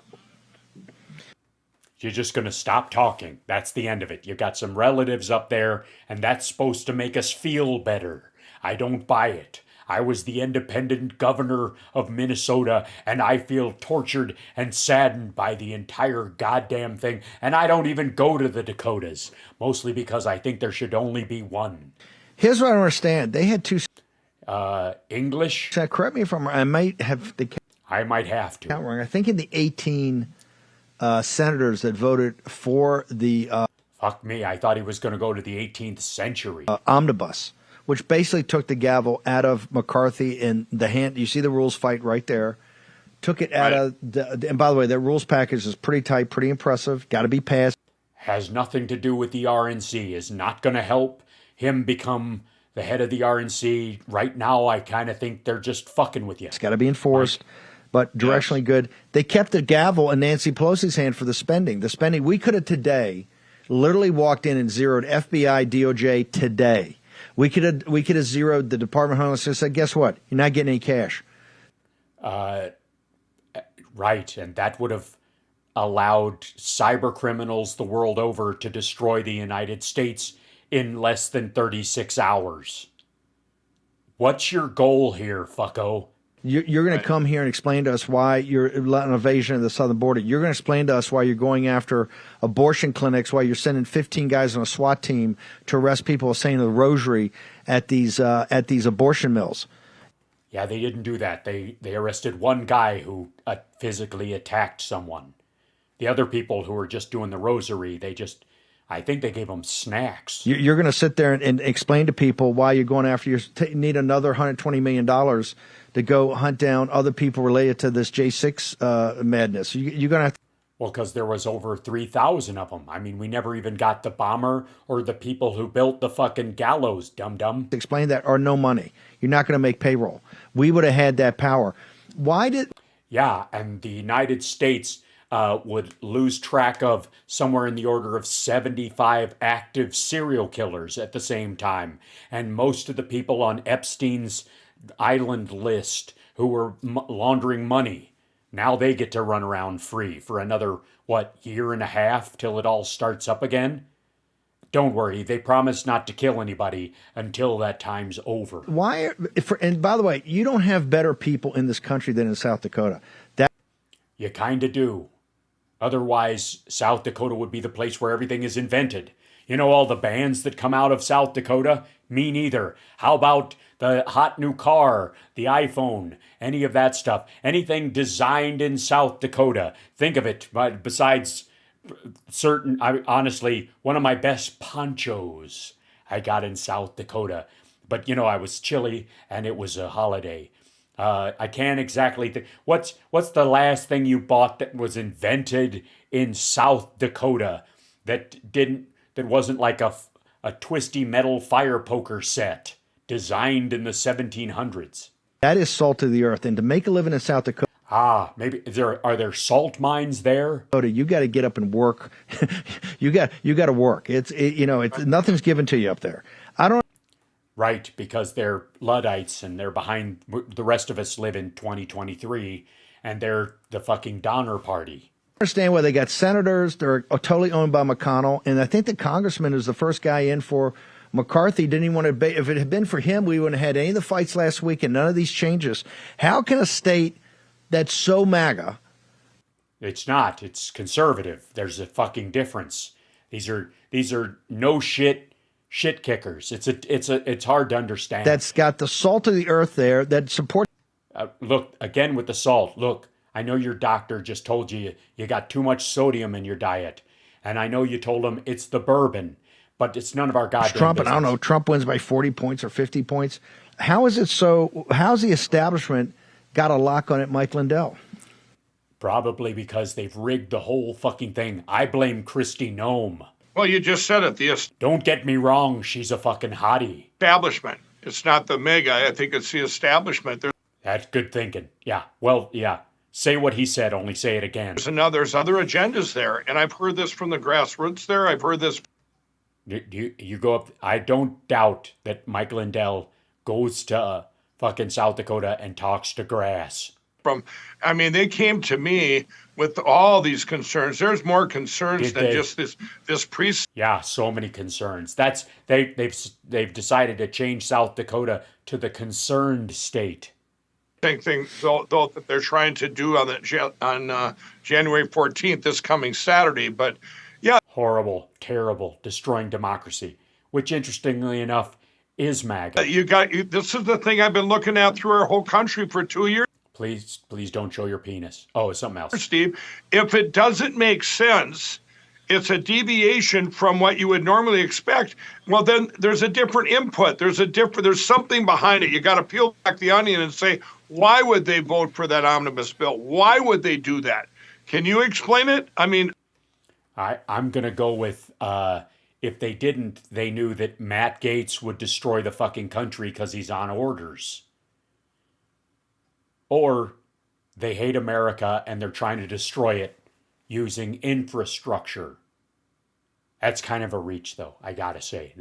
I'd call that a reach. I can't explain it other than, come on. You look at these in all fairness, you can't explain shit most of the time. Republicans across our country that have been blockers. They have been blockers. Fucking blockers every goddamn time. Running on a blocker ticket. And you say the word establishment. Oh, I say it. I do it. I say it, but I almost throw up in my mouth when I have to. Call them rhinos. I call them the Uniparty. I think a lot of this, the Uniparty is.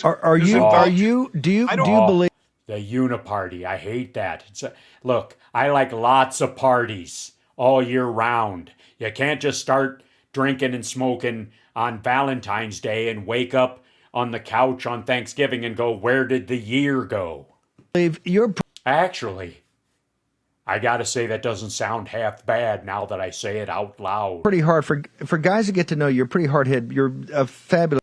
Thick head is the word you're looking for. Thick. This guy obviously turned your life over to Christ, and you're a good man. But you're a pretty tough businessman. No, he's a liar and a shit boss. I mean, that's some people's definition of tough. So sure. Put your businessman hat on, not your politics hat.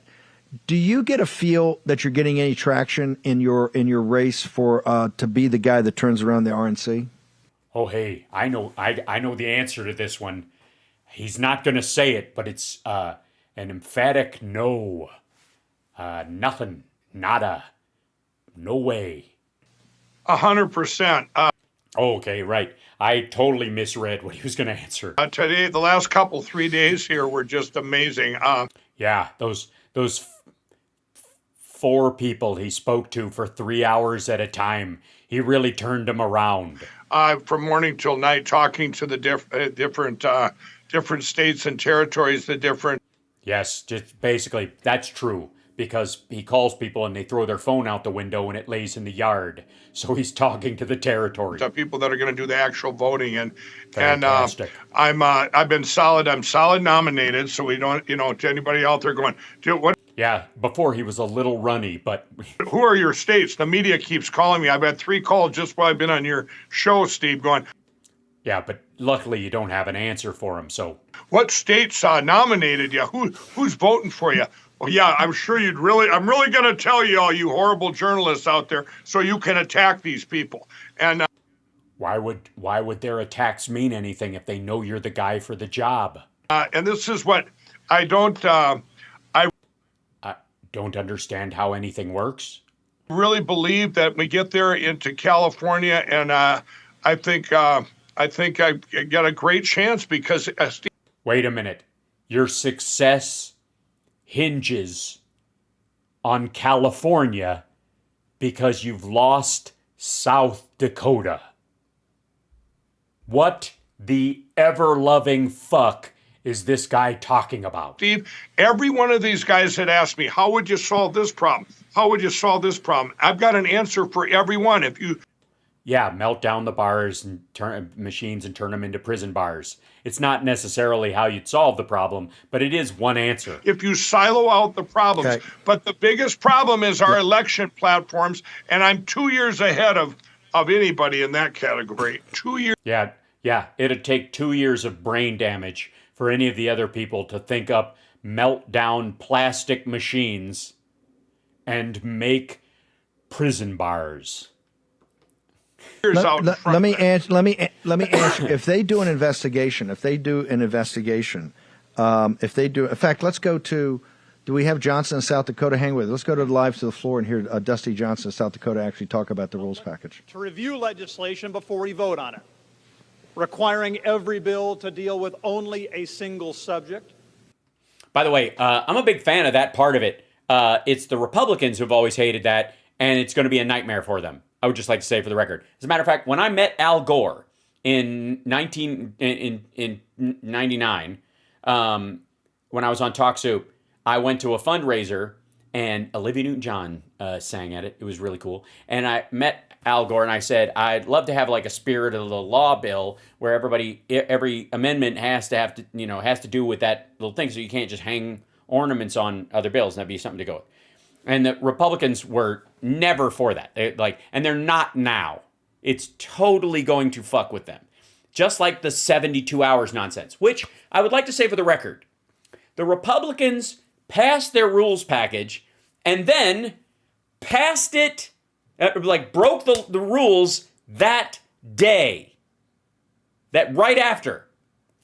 They voted, so right after they voted for this, the rules package, they voted for the repeal of a bill that would repeal the funding for 87,000 IRS agents. They didn't announce the bill and then vote on Wednesday or the following, or Monday or Tuesday, whatever. If it's going to be 3 business days or some shit, but it's more than likely it's just 72 hours no matter when they put it up. They literally Monday passed the rules and then broke the rules immediately.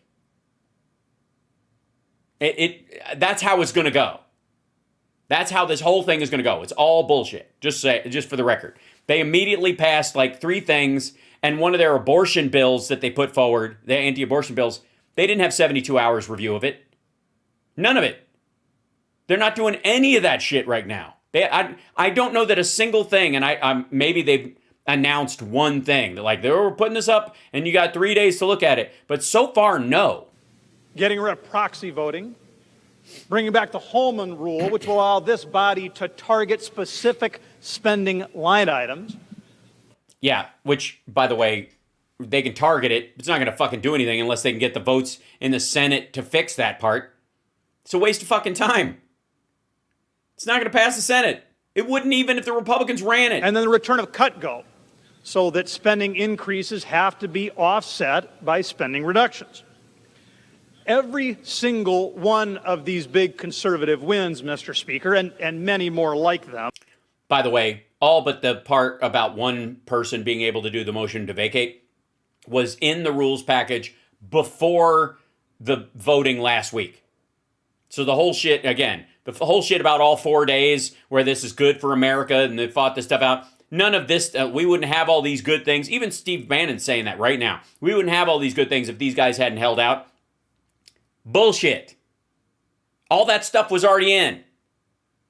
They fought for 4 fucking days to go from 5 people needed for a motion to vacate to 1. That's it. That's the only change.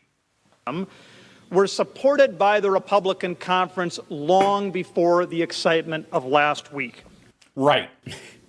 Today's rules package is actually proof of Republican unity. No, it isn't. Because, wait till one of the people, any individual, uses the motion to vacate. And then can we just grab that little moment? Let's grab what he just said. And let's just put that on a shelf. And we'll come back to it.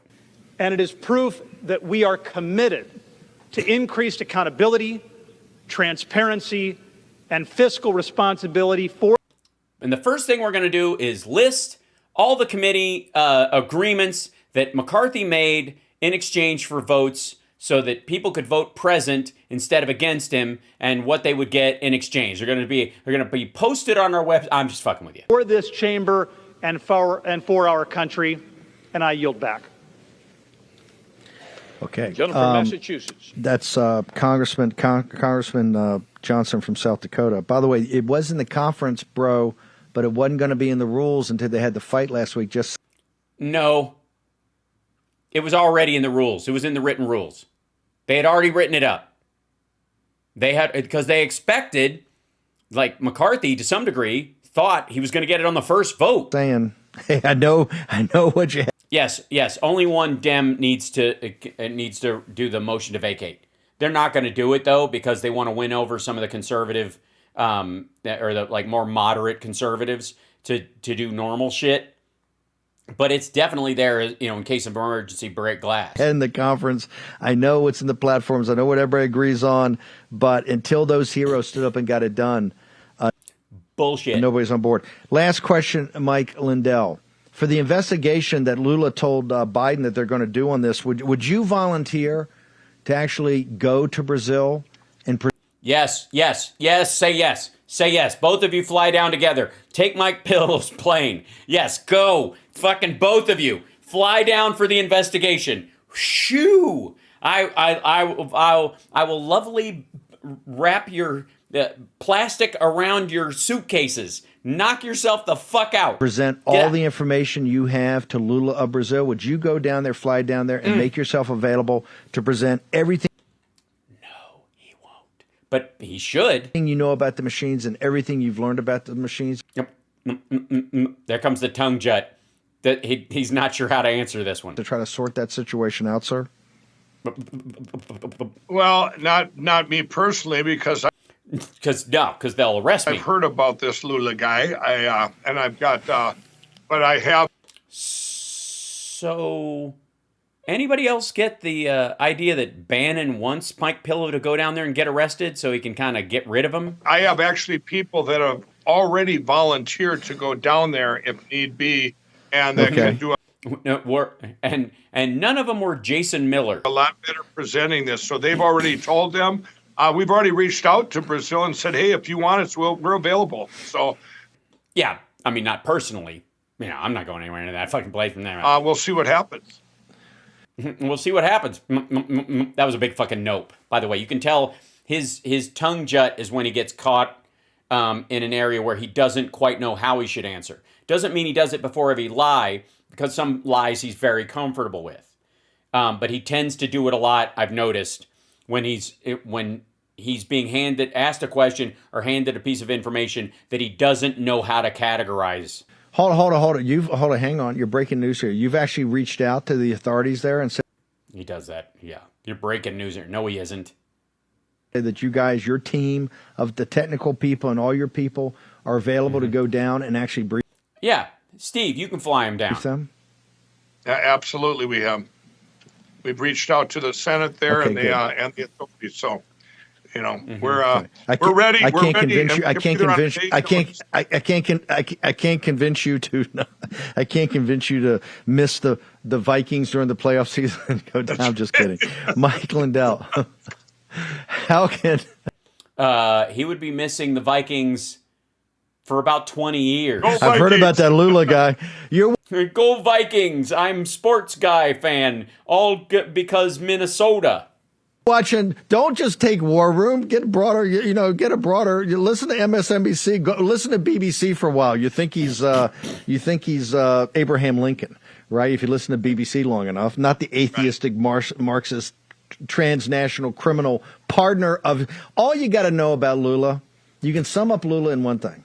He's got Wan Xishan. Wan Xishan is the master evil strategist of the Chinese Communist Party. And all allow Beijing to watch this show, and all the expatriate Chinese that know this are listening. And Wan Xishan is. By the way, Steve is hooked up with a quote-unquote Russian dissident with a lot of money to throw around. I'm here to tell you that the CCP employs people to pretend to be dissidents, people who don't get snatched up when the CCP goes and grabs people. They are somehow allowed to just kind of free reign, mix and mingle with certain people, start media shit, start, feed money everywhere, do this like kind of generic against the Chinese government stuff, but to guide the conversation in a certain way where it's easily debunked or pushed back on by the CCP, or frankly just uses it as cover to do other stuff for the CCP that is physical subterfuge, violent acts. And so the dude that he rolls around on the yacht with, Guo, is one of these dudes. he pretends, or the CCP pretends they want him back, and they fucking don't.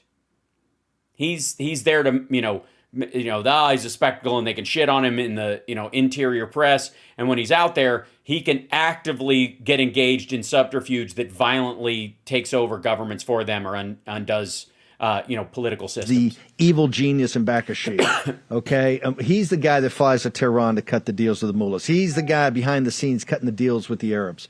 He's the guy that's cutting the deals with Pakistan. He's the guy cutting the deals on One Belt, One Road. He's the guy that's made the deals all in the Caribbean. And and by the way, Mike Pillow has no idea what the shit is going, like what he's talking about. He and Lula are thick as thieves. He flies down at his age, and he's not in great health. He flies down for Lula's inauguration. That is to send a message. And the message that is sent to is to the American people and to the Chinese people and the Brazilian people that the CCP. It's the biggest country in South America, fuckhead. Countries all over the world are sending their people down there. It's a resource-rich country. That's it. It's not fucking 5D chess. He is now back in charge. That's all you got to know about Lula. Okay, Mike. Yes, yeah. All you need to know about Lula is the dude that pulls Steve Bannon's fucking strings, who's tied to the CCP. Wants you to think that about Lula right now, so that you give up on Brazil as an American ally, so the Chinese can move in. That's the plan. How do people get to your show, and how particularly find out more? No, fuck off with this. Like, how do people find you on social media? Are you out of fucking mind? They pay for your show, dumbass. There are ads. Ugh, I hate that stuff, so I'm skipping it. It's fucking hell. Hold on. Hi, chat room. By the way, welcome to House Sparks Megawordlwide. It's a good day. So we're having some fun. Can we jump into? I love a good conspiracy, don't you? And the War Room loves a good conspiracy. And I guess we're in the age of anybody can be a rhino. And so, according to Rumble, according to this, let's look at this. Trump attempted to undermine the leverage of the heroic House 20 along with Conservative Inc. Oh yeah, Conservative Inc. The Rhino Incorporated, bitches. This is I don't even know if this is like popcorn worthy. This is like strategery. Oh, hi, and by the way, hi chat room. Hi guys. How are you? It's hard to read into it because it's like that line that seems so fucking severe that it goes even beyond the kind of like these guys are all in bed together, like kind of low end corruption stuff. Corey, how much credit should President Trump receive here? Well, clearly he helped Kevin get that speakership. Look, 15 ballots was not an easy thing. I think people were getting tired, and what we saw once. Corey Lewandowski, who is coming live from a marsh. He's in the middle of draining the swamp. He's doing a great job so far. It's about half done. Once again, was a tireless effort of Donald Trump calling people time and again saying, get the best deal you can, but you have to support Kevin. And it is really because of Donald Trump. Get the best deal you can, but you have to support Kevin. So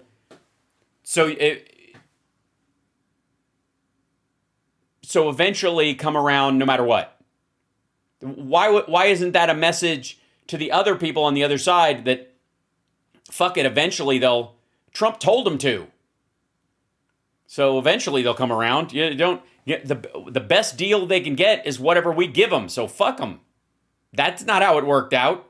And Trump told all these people to vote for McCarthy. Let's be clear about this. Trump told Matt Gaetz and Lauren Boebert and fucking Marjorie Taylor Greene was already on board, but fucking Perry, Gosar told them to vote for McCarthy. And from those phone calls forward, everybody, including the ones who had voted for McCarthy before, voted present. Trump, that Kevin McCarthy is the Speaker of the House today. Okay. Yeah, go. He's getting cued. you're back.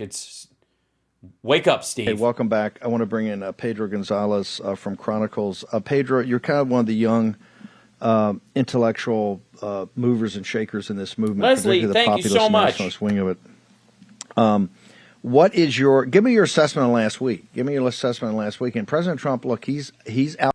And next time, could you choose a more boring background? It just, it really offsets my like war room macho lion and American color crazy thing that covers my fireplace. Out front in saying he supported McCarthy. He whipped for McCarthy. He made crucial calls on Friday night, of which he tweeted out and truthed out in his... he truthed out. Is taking ownership of that. Corey came on the show last week. Corey was not... Yeah, it is giving off... It's passport photo vibes. Absolutely. McCarthy got off saying the exact opposite. It's got to be somebody besides McCarthy. But I think he's laying out the case. And that was on Real America's Voices, David Brody's water cooler that precedes War Room in the afternoon. I think it took place yesterday. Pedro, what's your assessment? Yeah. Well, Bannon, thanks for having me. Lewandowski's wrong is my bottom line on this. The fact is, ouch, is that we know that by the second day. By the way, don't think for a second Pedro Gonzalez is against shoving female reporters, though. He just means about this Trump thing. If Lewandowski wasn't wrong then, he's just wrong now. I'm sure. Don't get upset with Pedro Gonzalez. I'm sure he, like Steve Bannon, thinks it was totally cool when Lewandowski did that. It's this stuff. Day of voting, by the fifth ballot, according to Lauren Boebert, if you recall, she took that stand and gave that speech where she said that Trump had been calling, these are her words, had been calling members of the 20, telling them to knock it off and vote for Kevin. In other words, Trump was attempting to undermine their leverage because those concessions, all of this stuff was not extracted from Kevin until much later.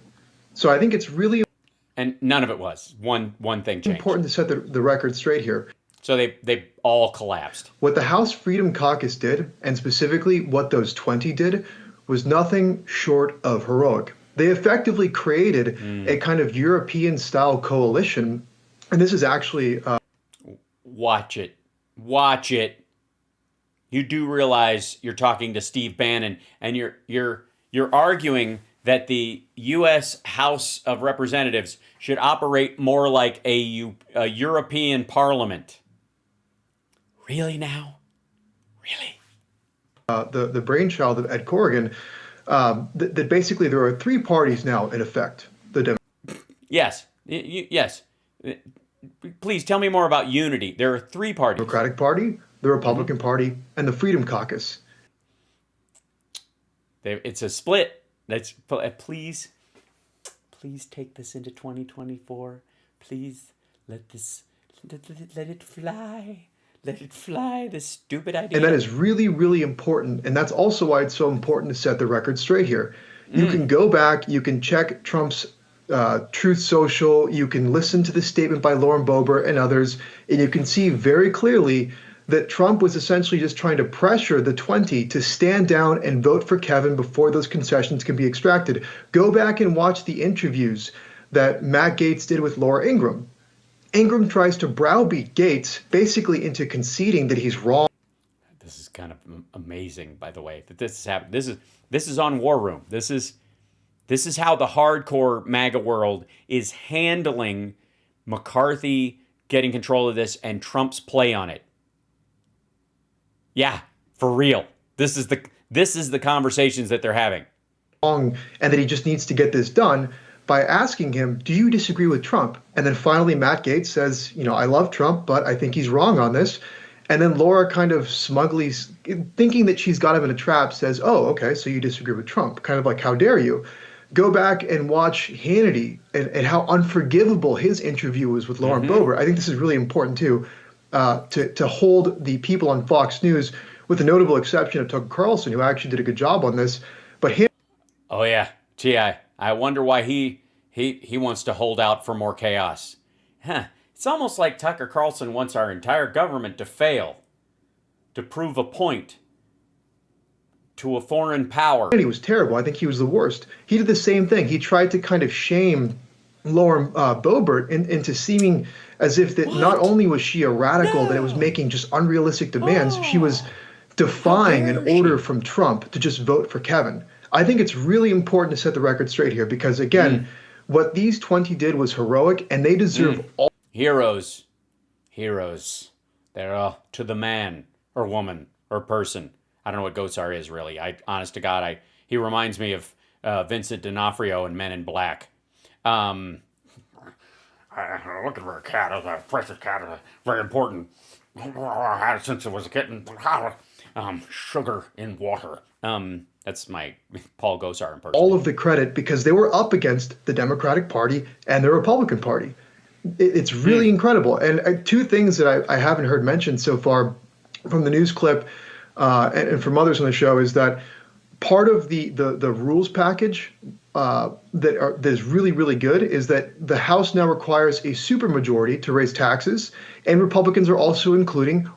Which, by the way, I call the California rule, because California has a similar rule. It's one of the reasons why they have such a hard time raising taxes in California when they do it. And when they do it, they fucking sell the barn. And it is literally because you need 60 votes to do it. Have a supermajority in there.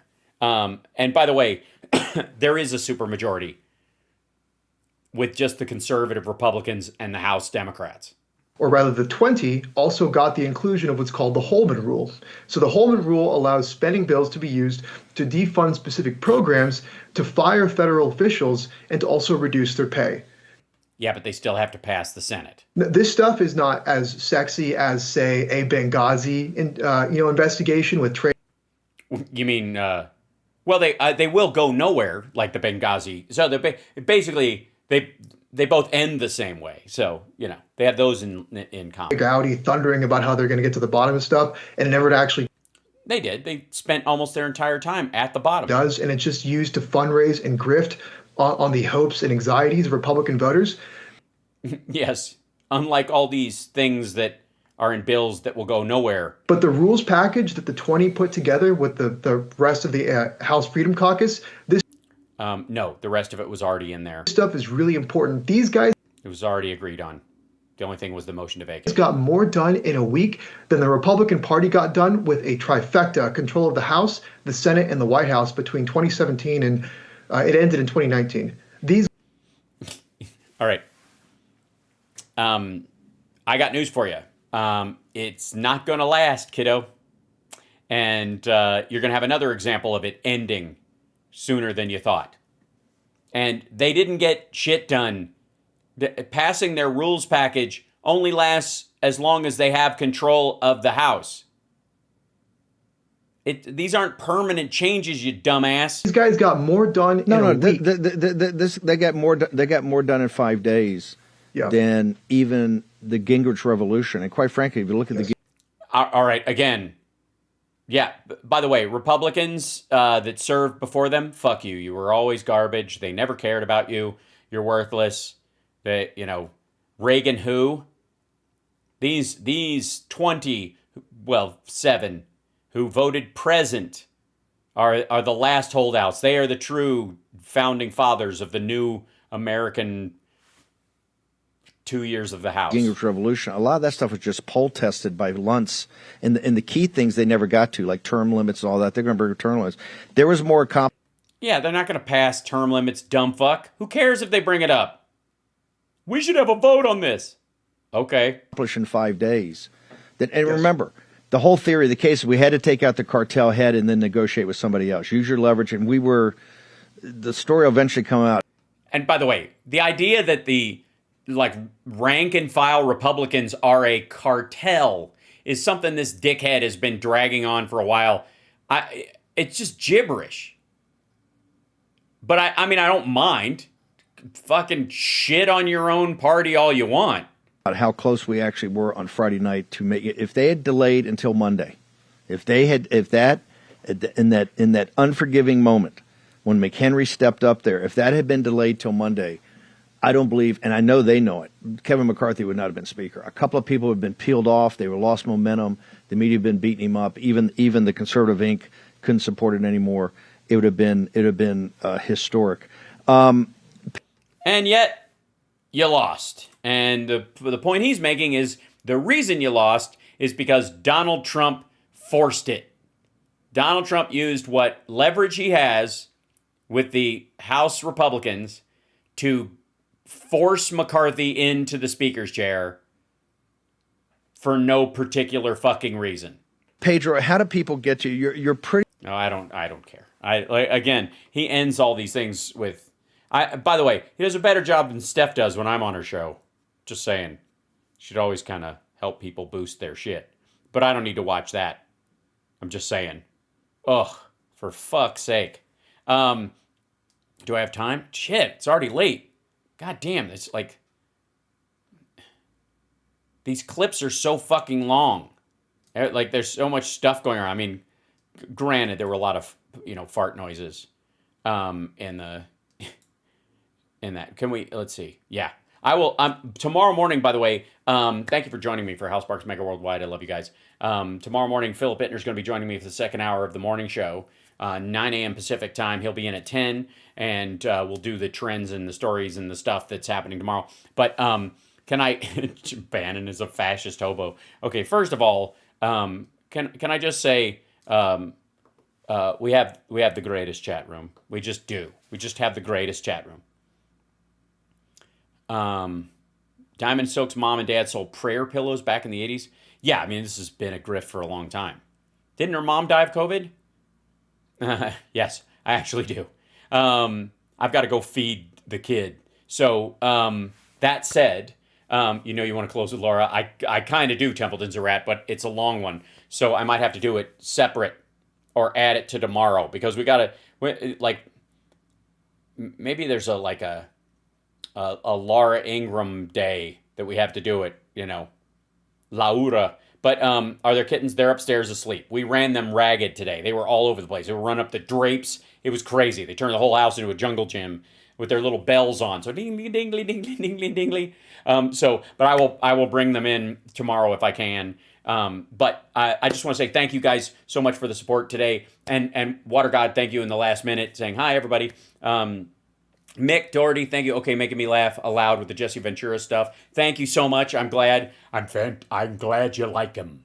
It's one of the rarest. I don't know that anybody does Jesse the Body impersonation. I think I'm the guy, which I'm happy. I'm sure there will be a bunch of people who will start doing it because they've seen mine. That happens a lot. It's like, I forget who it was. I think it was Kevin Spacey did Christopher Walken, and that's what started it all. Everybody started doing his Christopher Walken. That's how impersonations tend to jump off. That's why everybody does kind of the same shit and says the same thing. Yes, great job, mods. I ain't got time to bleed. You got time to duck?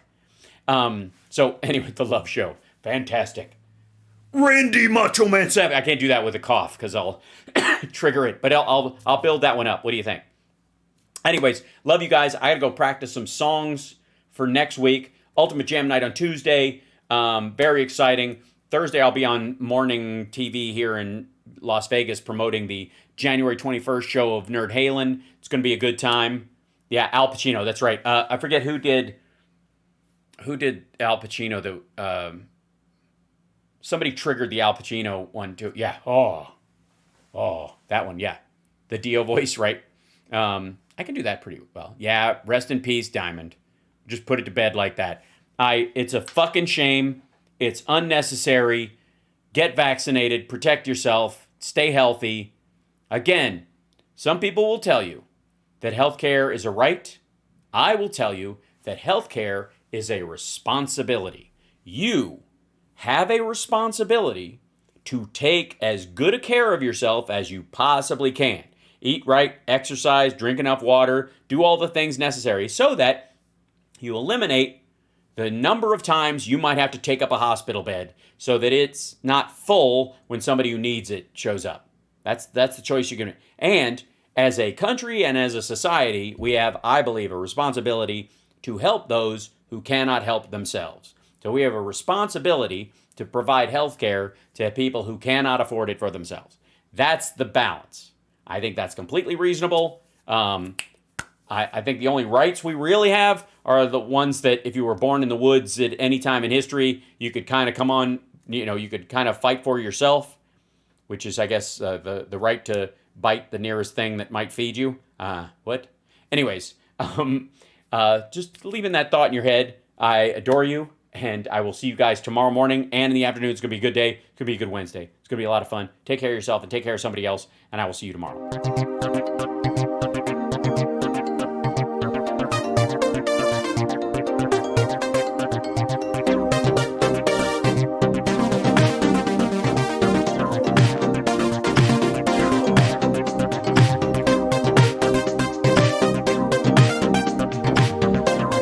Thanks again for everybody who supported the show, all of our Patreon supporters, all the people who super chatted today and gave bits and stuff like that. It's really moving when I see it, and it's really helpful, and it makes the show happen, and I